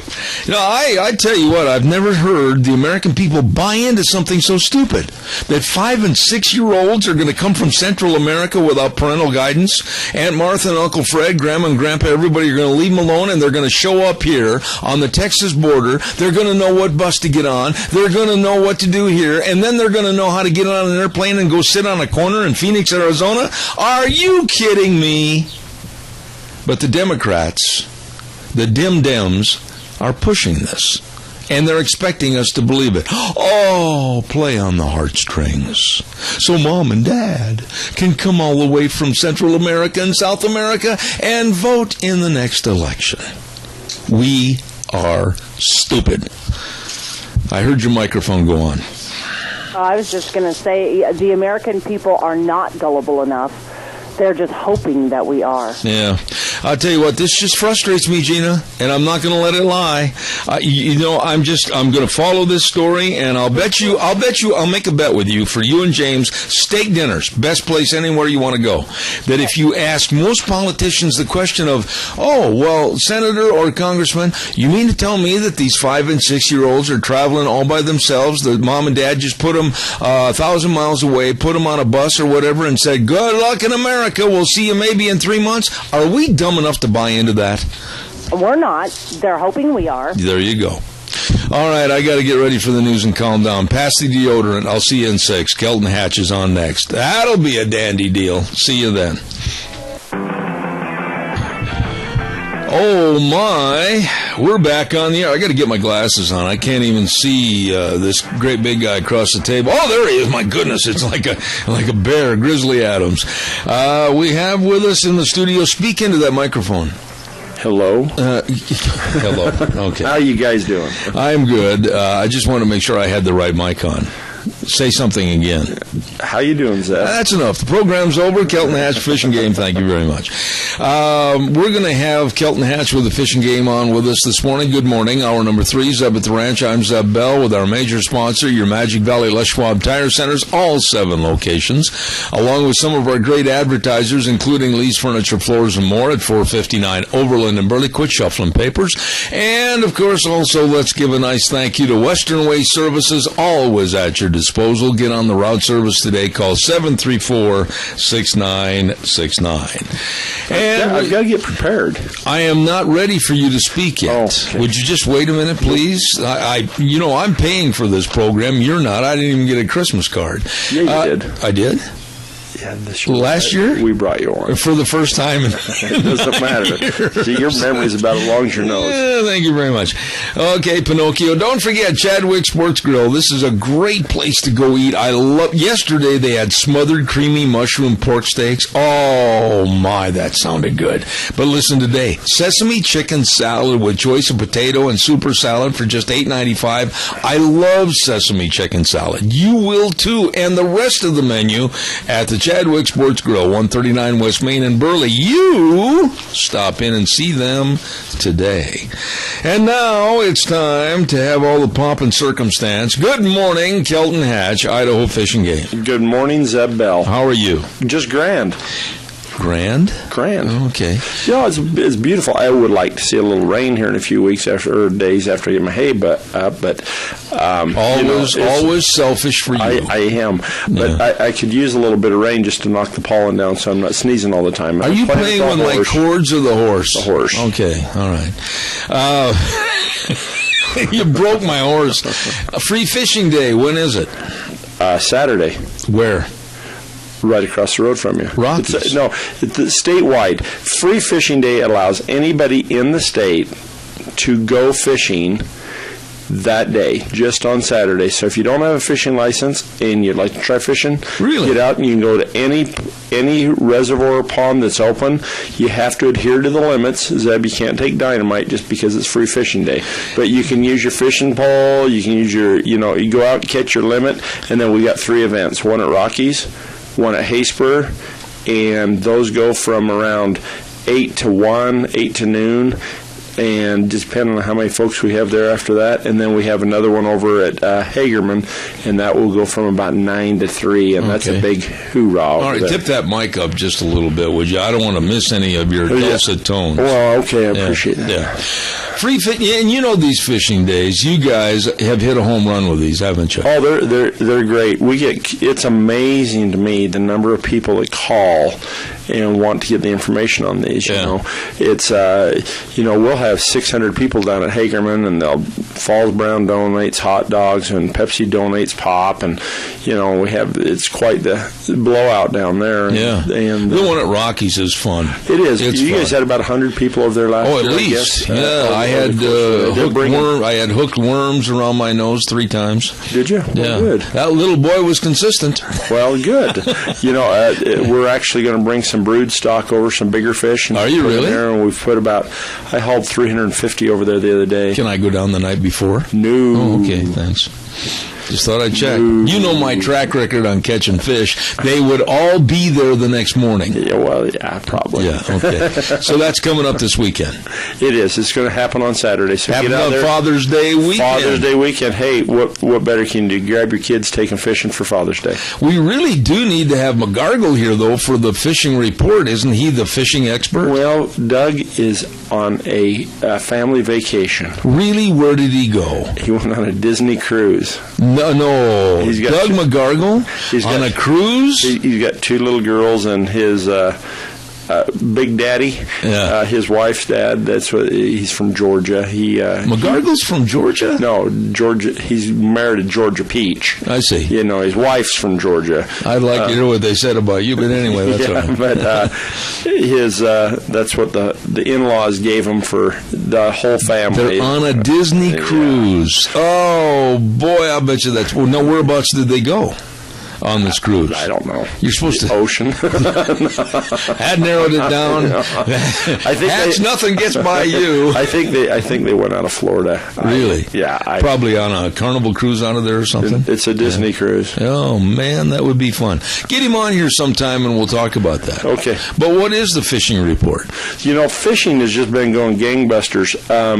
The walleye are jumping into people's boats. Now that sounds like a fish story. It is. But the walleye fishing has been doing really well. I've spoke to a guy that was over at Oakley last week. He fishes over there quite a bit. Yeah. It had done really well. They're picking up some bass, perch, and... What kind of size are they getting on the walleye? He kept a whole passel of the smaller ones. A passel? A bunch, because he likes eating the littler ones. I see. And so he did really well on those. He didn't catch very many big fish the other day, and he's typically a big fish angler, but does a lot of night fishing for walleye. Really?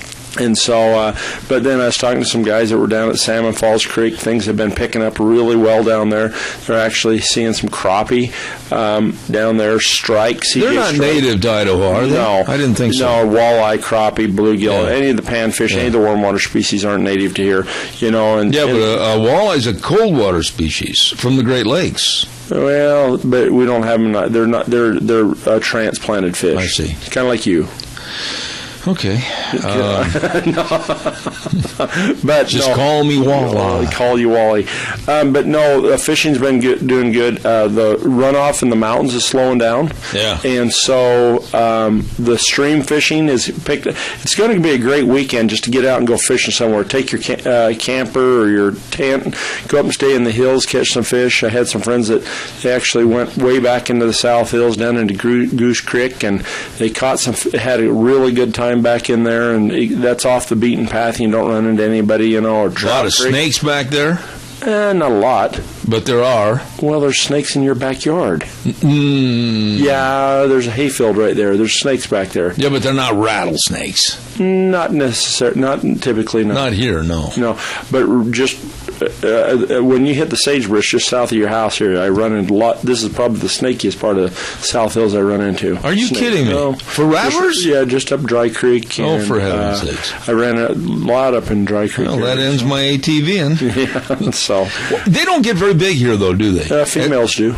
They don't typically get huge because they got a shorter growing season. But I've seen snakes up to 5 5.5. No kidding. Pretty good girth. The Oprah Winfrey type. Yeah, short and thick. Because he said that. Send your cards and letters to the fishing game. And so I was led into it. But no, there's some good. There's some pretty good sized ones up there. But they eat a lot of mice. But you got to be careful. I've never really been concerned about rattlesnakes, and I've been around them a lot. They don't chase you. They're not See, trying to in eat my you. case, in my case, that would be a losing event. Yes, but I'm much more afeard of a cow moose or a bull moose. Oh, we're going to talk about that in a little bit. During rut or cow with a calf, you bet. Yeah. And so they're out and about, but we don't have high populations of them around here. Just be wary of where you step or reach. Or listen for. Yeah, there you go. Salmon fishing, June 21st from North Fork to Stanley. What does that mean? This is kind of exciting. This is the first time in a long time. It's going to be on June 21st. They're going to open the South Fork of the Salmon River and the Upper Salmon River reaches for fishing, for salmon. That we just have never had that big. That's basically from North Fork to just the bridge below. Is that into Riggins? No, North Fork is up by Salmon. I'm Salmon. sorry. So you can fish clear to Stanley. Oh, okay. And so we typically never have these salmon seasons. It's a 4 fish per day limit. 2 of those must be adults.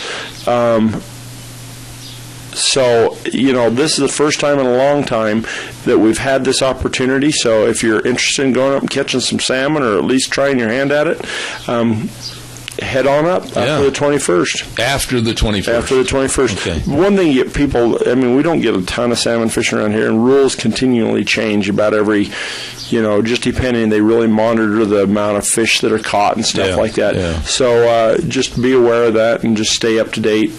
Checking our websites to see any changes. Have your license, and when the man in green comes up, hand it to him and be friendly, and then let him put the cuffs on. Right. There's a little of your background there, I see. And so, but no, just go up and have some fun. Fishing's going to be great. Great.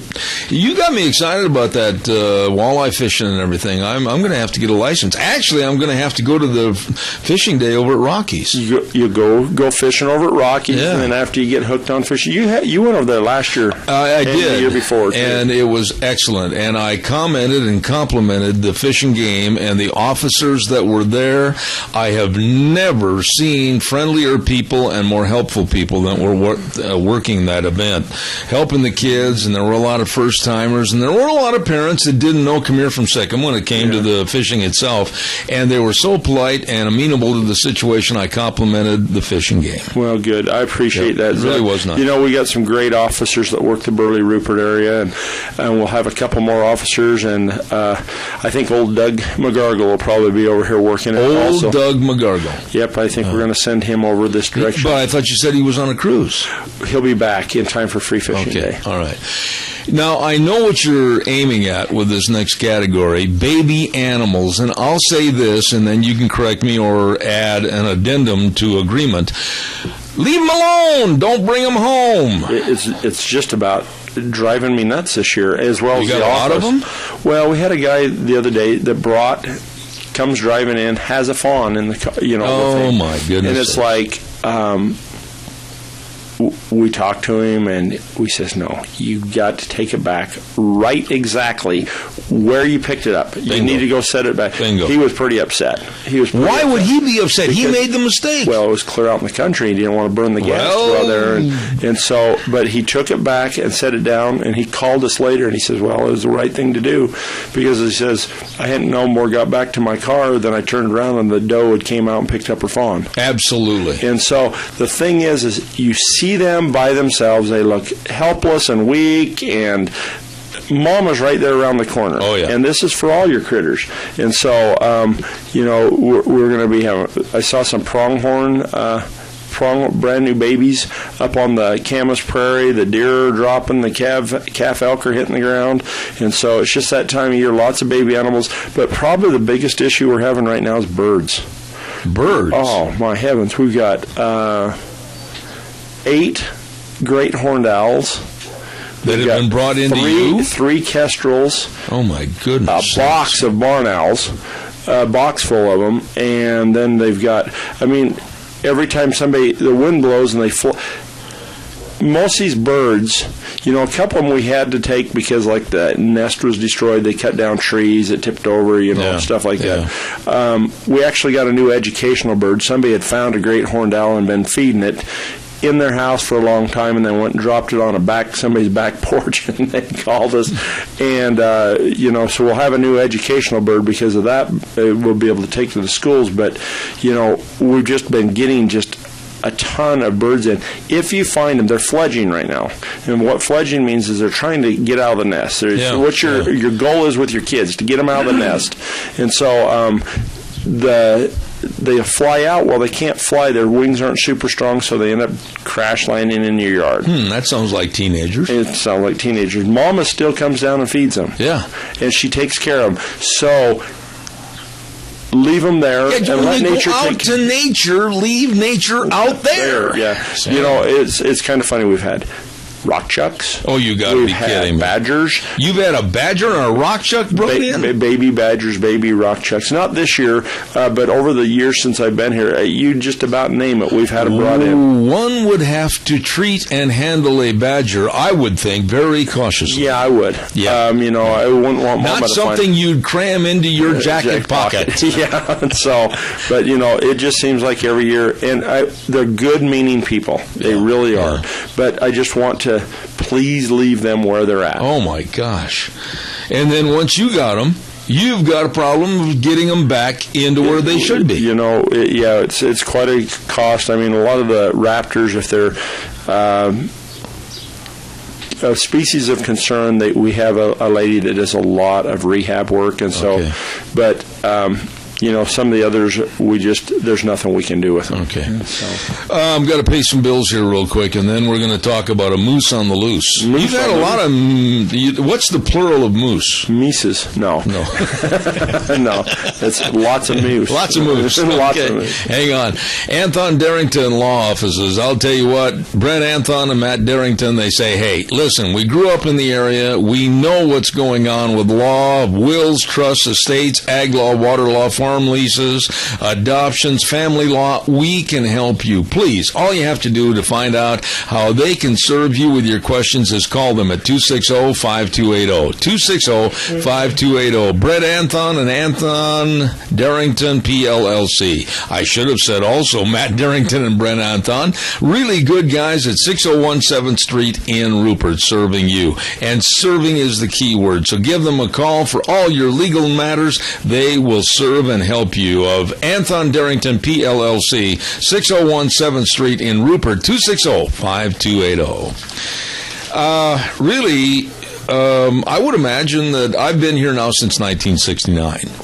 and I don't think until about the last 4 or 5 years we really didn't have any moose up here in the South Hills 54 and 55, did we? You've been here about as long as I've been alive.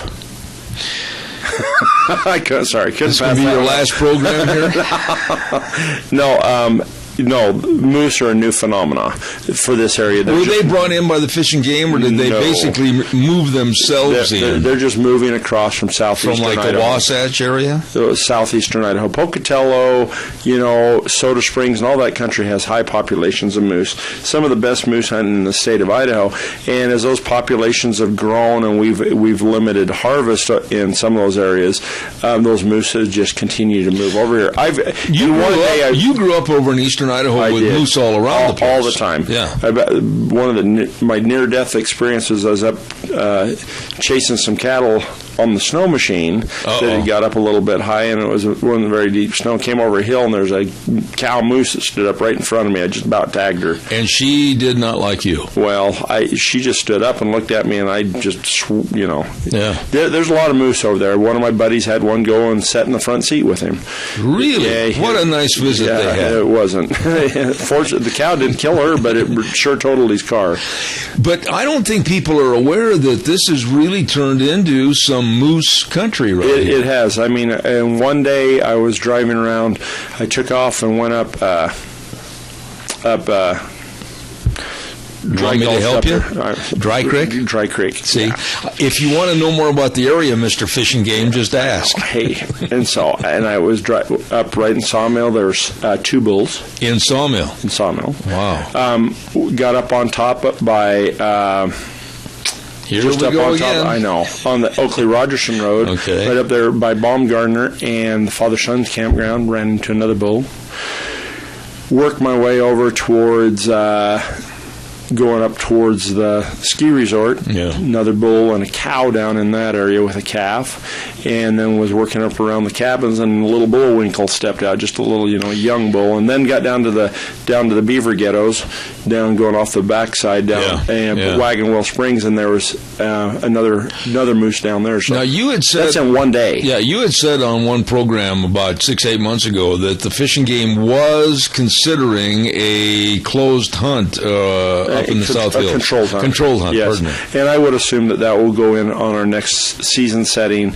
I can't remember when that is. It's either this fall we'll do season setting for our trophy species, but the next time we'll go through that, I'm pretty positive that we will be offering a tag for that area. Do you, because you fly a lot and you have the control of knowing the numbers of deer and everything, the populations, have you any numbers that you would like to guesstimate on the moose up in the South Hills? That's just one of those unknowns.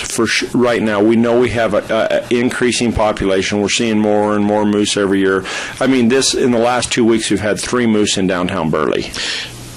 So what did you do with the moose on the loose in Burley? Fortunately, 2 or 3 years ago, we had the one that got caught in the skate park. Oh, really? Yeah, right down by the fairgrounds. Oh, my goodness. They've got that little bowl down there, and it's what kind of a board was he using?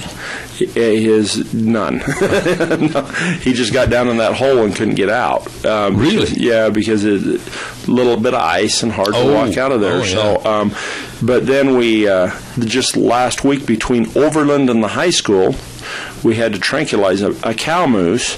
We couldn't get her to run out of town. Fortunately for us, we're not like Boise or something. We're not like Fairbanks, Alaska already, are we? No. Oh, okay. No, it's a lot warmer here. And our moose are a little shorter. But we've chased 3 or 4 out of town in the last 2 months. Question, why are they coming into such civilized areas? Migrating across, looking for habitat. You got a lot of irrigation ponds out there right now. Good lush alfalfa, barley, cows are venturing off to have their calves. And so... they'll separate, and when they're moving across, they don't know their directions, exactly where they're going to run into. And so Burley's there's enough water and habitat around there, it's just kind of a draw to them. Is there a word of caution that you would like to put out to people, whether they're ATVers or backpackers or whatever up in the South Hills? Well, the biggest thing is most people that, if you haven't been around moose, they look, and you've been around cattle, you say, I can walk right up to you. Turn to run. Yeah. Because, typically you can scare a cow off, or you don't have issues like that. Moose are very aggressive. Even if you're on an ATV? They can be. Yeah. They can be, especially with calves or bulls during rut. Yeah. And rut doesn't come until later in breeding season, but right now is calving season, so give them a wide berth.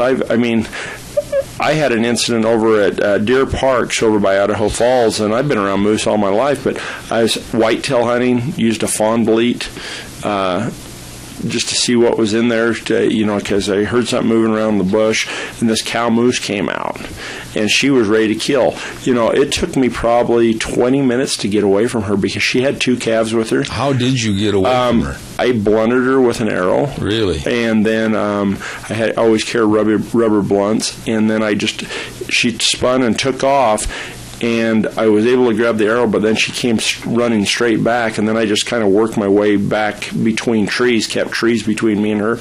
And then, is there a tree big enough to hide you? Well, big enough no, she could still see me. I see. I was just using it as, if you run over me, I'm going to run around the other side. I felt what like a video that would have been. I felt like a cartoon character, but it seriously did. It took me over half an hour to finally get away from her far enough that I didn't have to look over my shoulder. Were there beads of perspiration frustration and possible fear breaking out on your forehead? Yes, most definitely, because I guided in Wyoming and Alaska for several years. We had one guide in 1 year that was treed by a bull moose when he was packing meat out of the mountains with horses, had a pack string of 6 horses, had 3 elk on them. Bull moose met him in the middle of the trail, wouldn't let his horse by. He ended up, bull charged his horse. Oh, my. He ended up in a tree. The horses all came back into camp, and then was on another drive, and we had to go chase a cow with a calf off that he had ran into. I told him he needed to bathe more or something, because the moose really, but they can be very aggressive. Be careful up in the South Hills. If quickly, I've only got a short time here, but if you're up there ATVing or hiking or whatever, and you just basically stumble onto one, what should one do?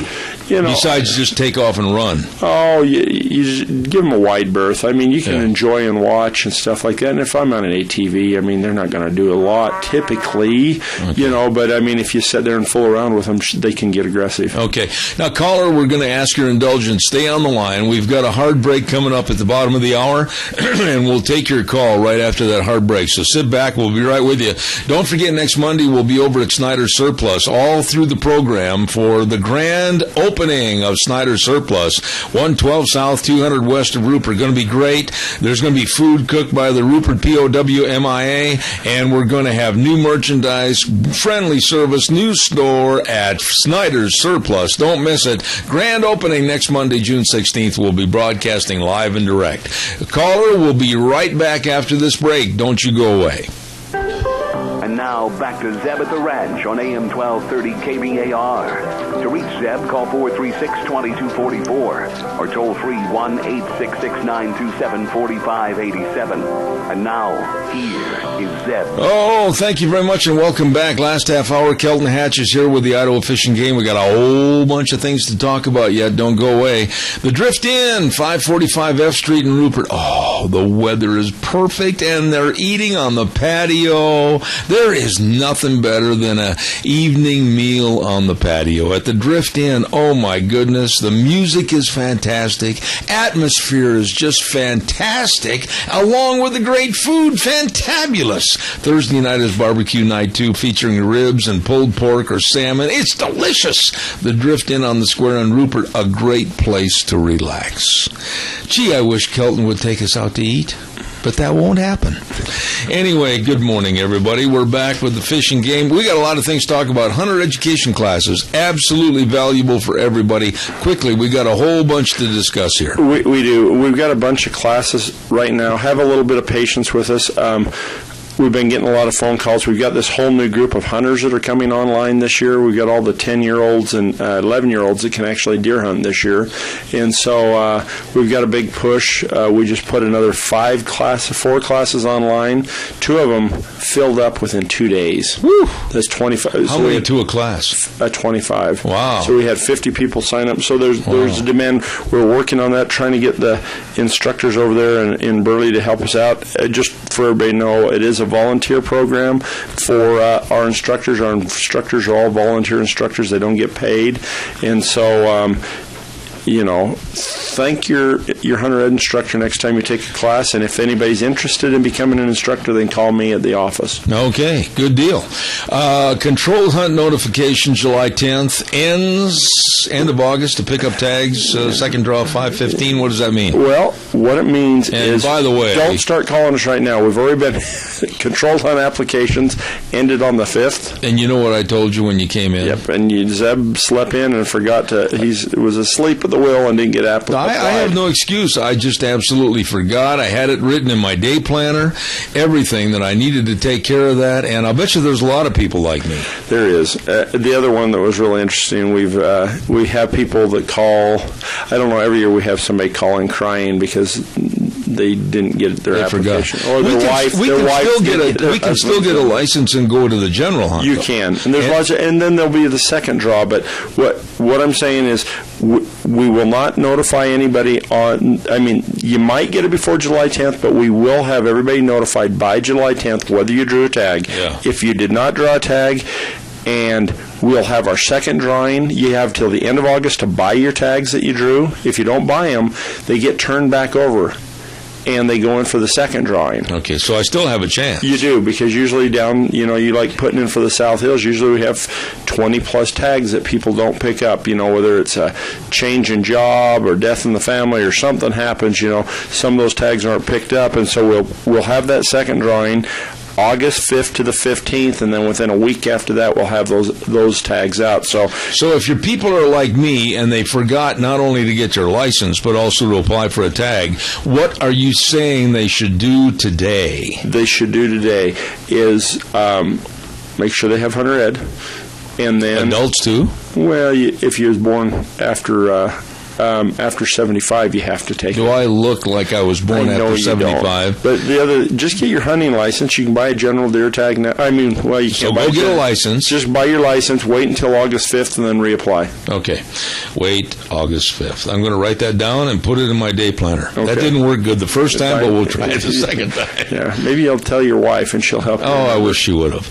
I really like what I'm going to read here next because we needed to hear this, and sage grouse, Lex, up 15% in counts. That's good. It is. It's huge.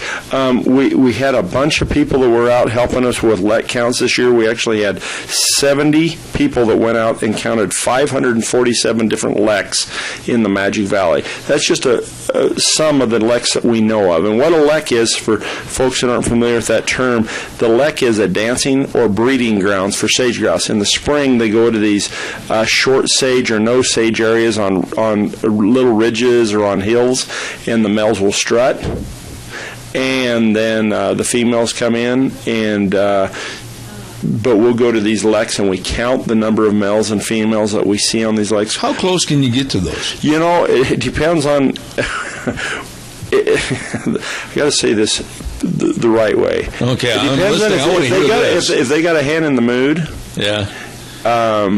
You get really close. Like I had Senator Hyder with me. Yeah. And we had a sage grouse. We had a hen standing less than 4 feet from the front of the truck. Really? And the males were basically walking under the truck trying to get her attention. I see.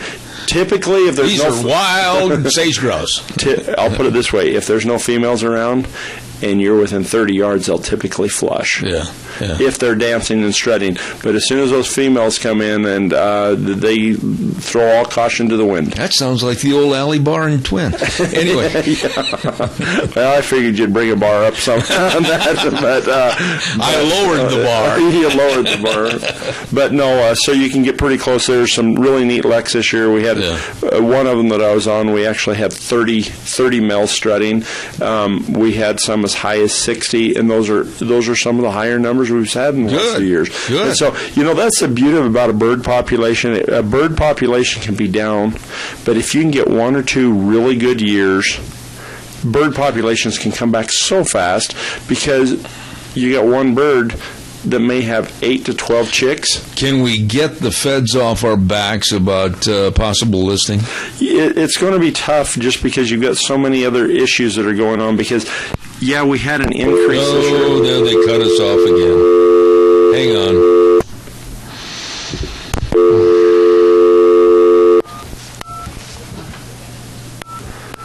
You could hear it clicking. This is so frustrating.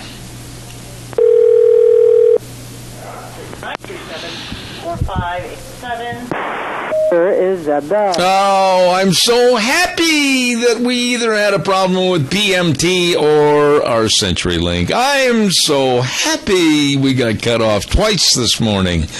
Aren't you happy, Kelton? You're scary when you're happy. Yes, I'm just tickled to death. That look on your face. I pay so much money for this program, and then to have this happen, I don't know why, and nobody seems to find out. That's frustrating. That would be. That's frustrating. That would be.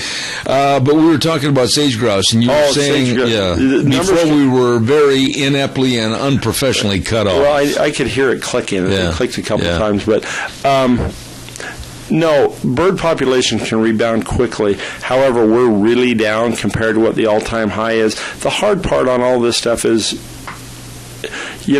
we're seeing good numbers right now, but we've got so much cheatgrass, invasive weeds, and things like that are out there that it does have an overall effect on habitat.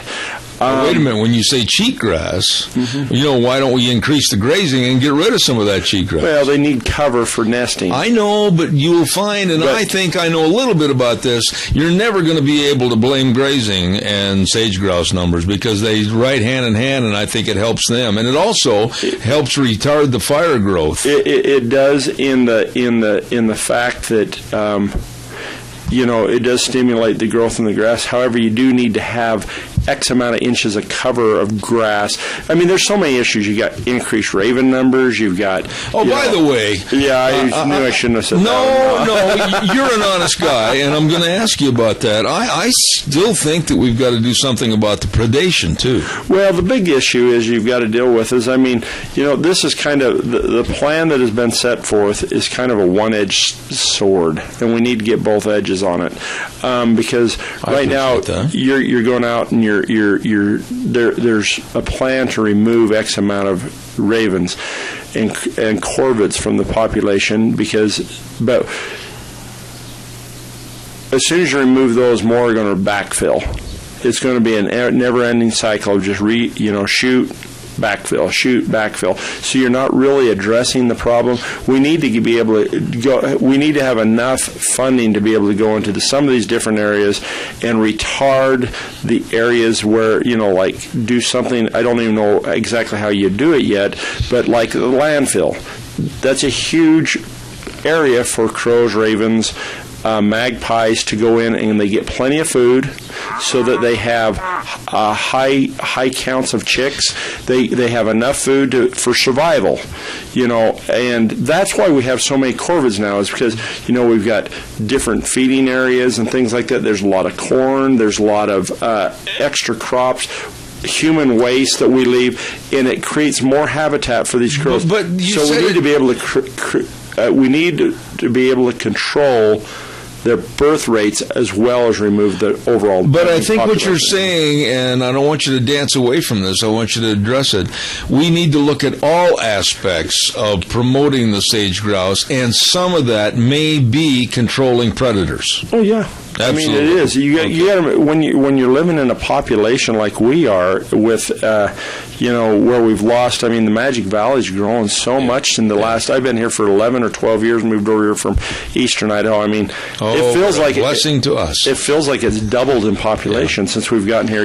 And that has an overall impact on wildlife. But the editorials in the Times News, I think, by people that are unaware. Caller, I'll be there in a minute.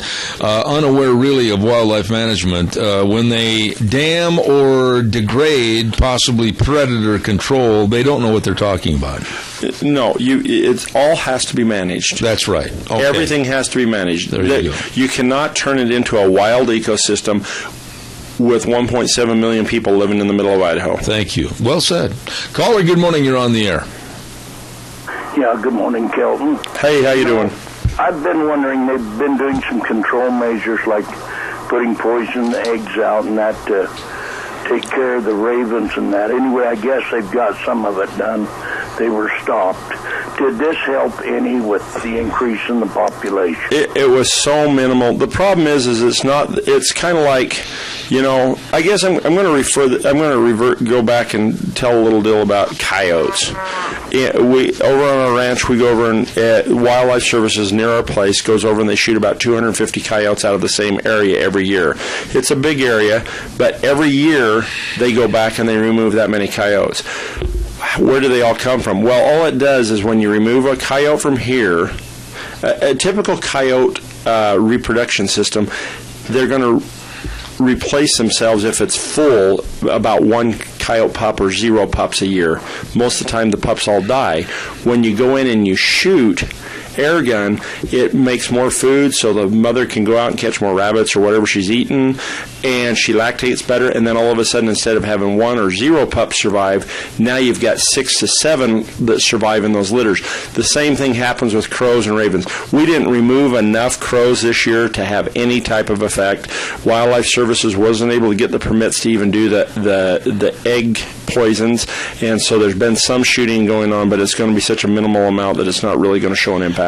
Jerry, thank you for your call. I got to get a weather forecast in here by Michael Rogers, but appreciate it. Good to hear from you, my friend. Thank you. God bless. Caller number 2, I'll be right with you after we do the weather with MichaelRogersWeather.com. Brought to you this hour by Scarrows Meats, 331 North Road, Jerome. The number to call, 324-7657. They've been locally owned as a custom meat processor for over 20 years, and they guarantee everything they sell. You've got to try that delicious marinated tri-tip for any occasion. Call today for detailed information. Believe me, they are good. Selling taste, one bite at a time. Scarrows Meats in Jerome. Here now, Michael Rogers Weather. Hello, everyone. Michael Rogers from MichaelRogersWeather.com. Well, your weather is going to be pretty nice all the way across the board for at least the next 10 days. Sunny conditions all the way across the board. 82 for the high today. 93 for the high tomorrow. And this is about the time of year now that when you start to see the sunrise, it'll start to come up right between the Twin Towers. So, other than that, enjoy the day. Enjoy the weather. It's the only weather you got. Thank you, Michael. Brought to you this hour by Scarrows Meats, 331 North Road, Jerome. Don and the whole crew, excellent meat processing, 324-7657. Selling taste, one bite at a time. Good morning, caller. You're on the air. Yes, Zeb. About a month ago, I was invited to a meeting on sage grouse by one of our county commissioners. And Grant Gerber, one of the county commissioners of Elko County, come in and spoke about the sage grouse and how this poisoning with the eggs had worked so well in Elko County. He's an attorney down there, and his family owns some big ranches down in Elko County. And he swore by the poisoning of the sage grouse. They've been doing it for I don't know how many years, but my good friend and your good friend Jack Euler happened to come there to that meeting too. And here I read the article in the other day by Mike Todd, who is a fish and game. He's retired. And he's not part of the department anymore. He isn't? Okay. Well, anyway, he said something about murdering the birds. The raven and the crow. Ravens. Yeah. And was his title. But anyway, Grant Gerber had a complete different outlook on these poison of these birds than Kelton does. Well, no. Just a second. I tell you what we'll do. We'll have Kelton respond on the air because we're almost out of time, and I got to get through this. So I'll have him answer on the air. Fred, thank you for your call. Go ahead. No, you're mistaken on that. Any control action taken at the proper time when nesting's happening is going to show an increase on chick survival. The thing that I said is we need to do more by attacking the source that is increasing the overall population. We're up by 15,000%. Going out and shooting a few and dumping poison eggs isn't the solution. It will help selected areas increase short-term survival of chicks if they're killed during the nesting season. But to try to overall control this and control the overall problem, you have to attack the source of where their survival is coming from. Why are they increasing so much? And that's the only part that I said. Okay, now, one thing I want to comment on is I know Grant Gerber. He's been a friend of mine for about 30 years, attorney down in Elko. What did you, as an Idaho Fish and Game officer, think of that report regarding what they did down in Elko County? From what I've read and can recall on it, yes, I guarantee that they've seen, we see it in mountain lions, we see it in coyotes. If we hit predator populations at the time of fawning, we see an overall increase at that time because it lessens the amount of the young that are getting killed. Yeah. However, it doesn't there's still an overlying issue of habitat, and there's too much good habitat for crows and ravens, and there's not enough good for Wouldn't you agree, though, Kelton, and this is not a question to paint anybody into a corner, that if we, all of us, that are representing different factions of promoting the sage grouse and the habitat and everything, if we all had our voices heard, all worked together, we wouldn't need the government interference. Oh, I totally agree. I think sometimes the government interference kickstarts people to look at stuff, and it's kind of like the hammer that's back there that if people don't do something, that it's there to whack them. But I think the best way to work out any solution is with the locals working on it together, trying to come up with the best solution, because we're the ones that's familiar with the issue. And so, the cattle ranchers and every entity out there, recreationalists, everybody that uses the outdoors, we need to sit down, and we need to be willing to work together and come up with solutions. Bingo. The bottom part of our list this morning says new officers just completing post. Yeah. Do you know what post stands for? It's not your fence post. Patrol officer something. Yeah. It's am I wrong? Patrol officer. Well, it's not patrol. It's now you're correcting me. But no, you goofed me up now. It's not police officers. It's peace officer. Peace officer. Thank you very much. It took Gina to come up with the right answer. I was closer than I thought. Police officer. No, peace officer like standard training. War and peace. Finally, somebody got it. Yes. Thank you, Gina. I appreciate that. Zeb's got me so flustered, But no. Yeah. Peace officer standard training. What it is the same training courses that ISP, all the police officers go through. Our fish and game officers are full-fledged peace officers for the state of Idaho. We've got 2 new ones. One of them, he's a great kid. It's Aaron Andruska. Do you want me to do this for you? I may have to have you. I can't. Yeah, that's a tough name. I'm used to like Hatch or Paul or Christensen or something like that. But Bell, I can even get Bell. Good. He's our new officer that's going to be in the Burley area. Great young man, and he's actually going to start his training and be moving over there soon. And then we've got another new officer, Dustin Mason, that's going to be working out of Gooding. Both of them scored really high. We're excited to have them. Just really good, common sense, down-to-earth kind of guys.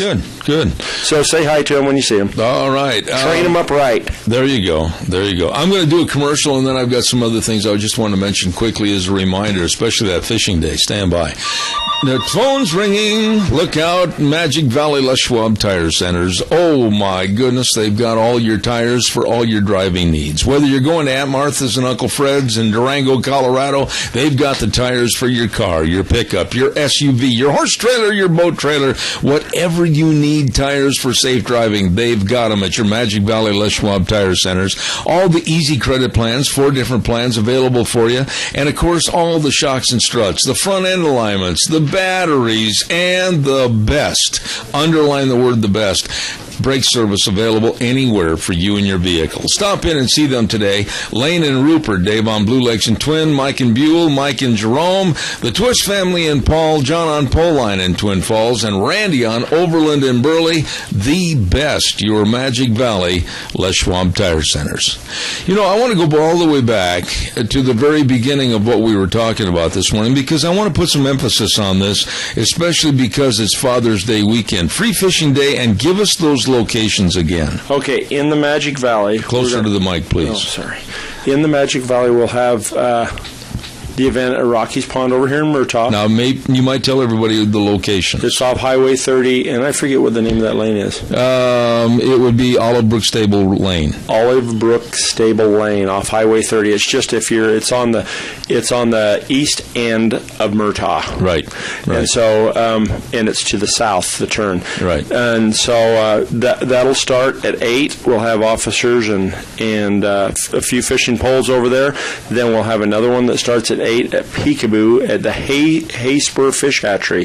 So it's about 4 miles north of Peekaboo, where the hay spur is, and then we'll have the big hoorah down at the Hagerman State Fish Hatchery, and that's off of Highway 30, just before the Snake River Bridge. Big hoorah. The sign says big hoorah. It does. It says big hoorah. No, they have that's the one that they just we put most of our staff down there. They have a lot. It's all on the same day. It's all on the same day. Wow. However, if you just want to go out and do it yourself, and you've got the equipment and you know how to do it, just you can go fishing if you haven't had a fishing license. And it's free that day only. The biggest issue we always have is people go, I thought it was a free weekend. No. It's a free Saturday. If you're going to fish Sunday, we have tons of non-residents that show up. Everybody's got a kin in Utah seem like they come out here to go fishing. Wouldn't it be a great idea to have one of the officers or two of the officers be able to write up fishing licenses during those events? Oh, that would. In the old days, they could. Nowadays, they have to have the electronic stuff, but... Oh, boy, we've really advanced, haven't we? Yeah, we haven't. Yeah. But there's lots of places. You can go right over here in Murtaugh. Yeah, over at Brad's. Over at Brad's, over there at the True Value. Yeah, Community True Value. And then, you got Rock Creek. You got 50, Unit 50. You got tons of places, Cal stores, everywhere. Are you going to be at any one of these events? I'm going to be up to Peekaboo. It's the furthest one away, and so I get up earlier, so I'll just take off. Really? Well, it's too bad you're not going to be over at Rockies. It's close. It'd be like coming home, just down the road. I'd be home by lunch almost. Yeah. By the way, is there a time restriction? No. We'll just be there with fishing poles till about noon. I see. Till about noon. If you bring your own stuff, you can fish over there and just, Rocky, he's as long as people don't abuse that opportunity. I think Rocky will keep that pond open for the community. Okay. Well, listen, Kelton, you did a good job this morning. We went from moose on the loose. Pardon me? A compliment. Yeah, I had to. You're going to be back next month. What are we going to talk about next month? Anything really important? I'm trying to think. Next month's July. Just probably how to beat the heat. Okay. Drop in the water. Yeah, drop in the water. Oh, cheatgrass is drying up. Okay, be careful. Fires careful out your there. Fires. Yep. Kelton Hatch, Idaho Fish and Game, and that's going to wrap it up for this morning. Tomorrow, Thursday, holy smokes, have we got a full plate tomorrow. We've got everything going on tomorrow. Cassia County School Days, we've got Dog Nation, we've got Rita Ramsey, we've got the Chamber Report. Oh, my goodness, it's going to be a busy morning. 8:06, we'll start. Go till 11. Zeb at the Ranch, God bless the way things were, or the way things ought to be. See you then.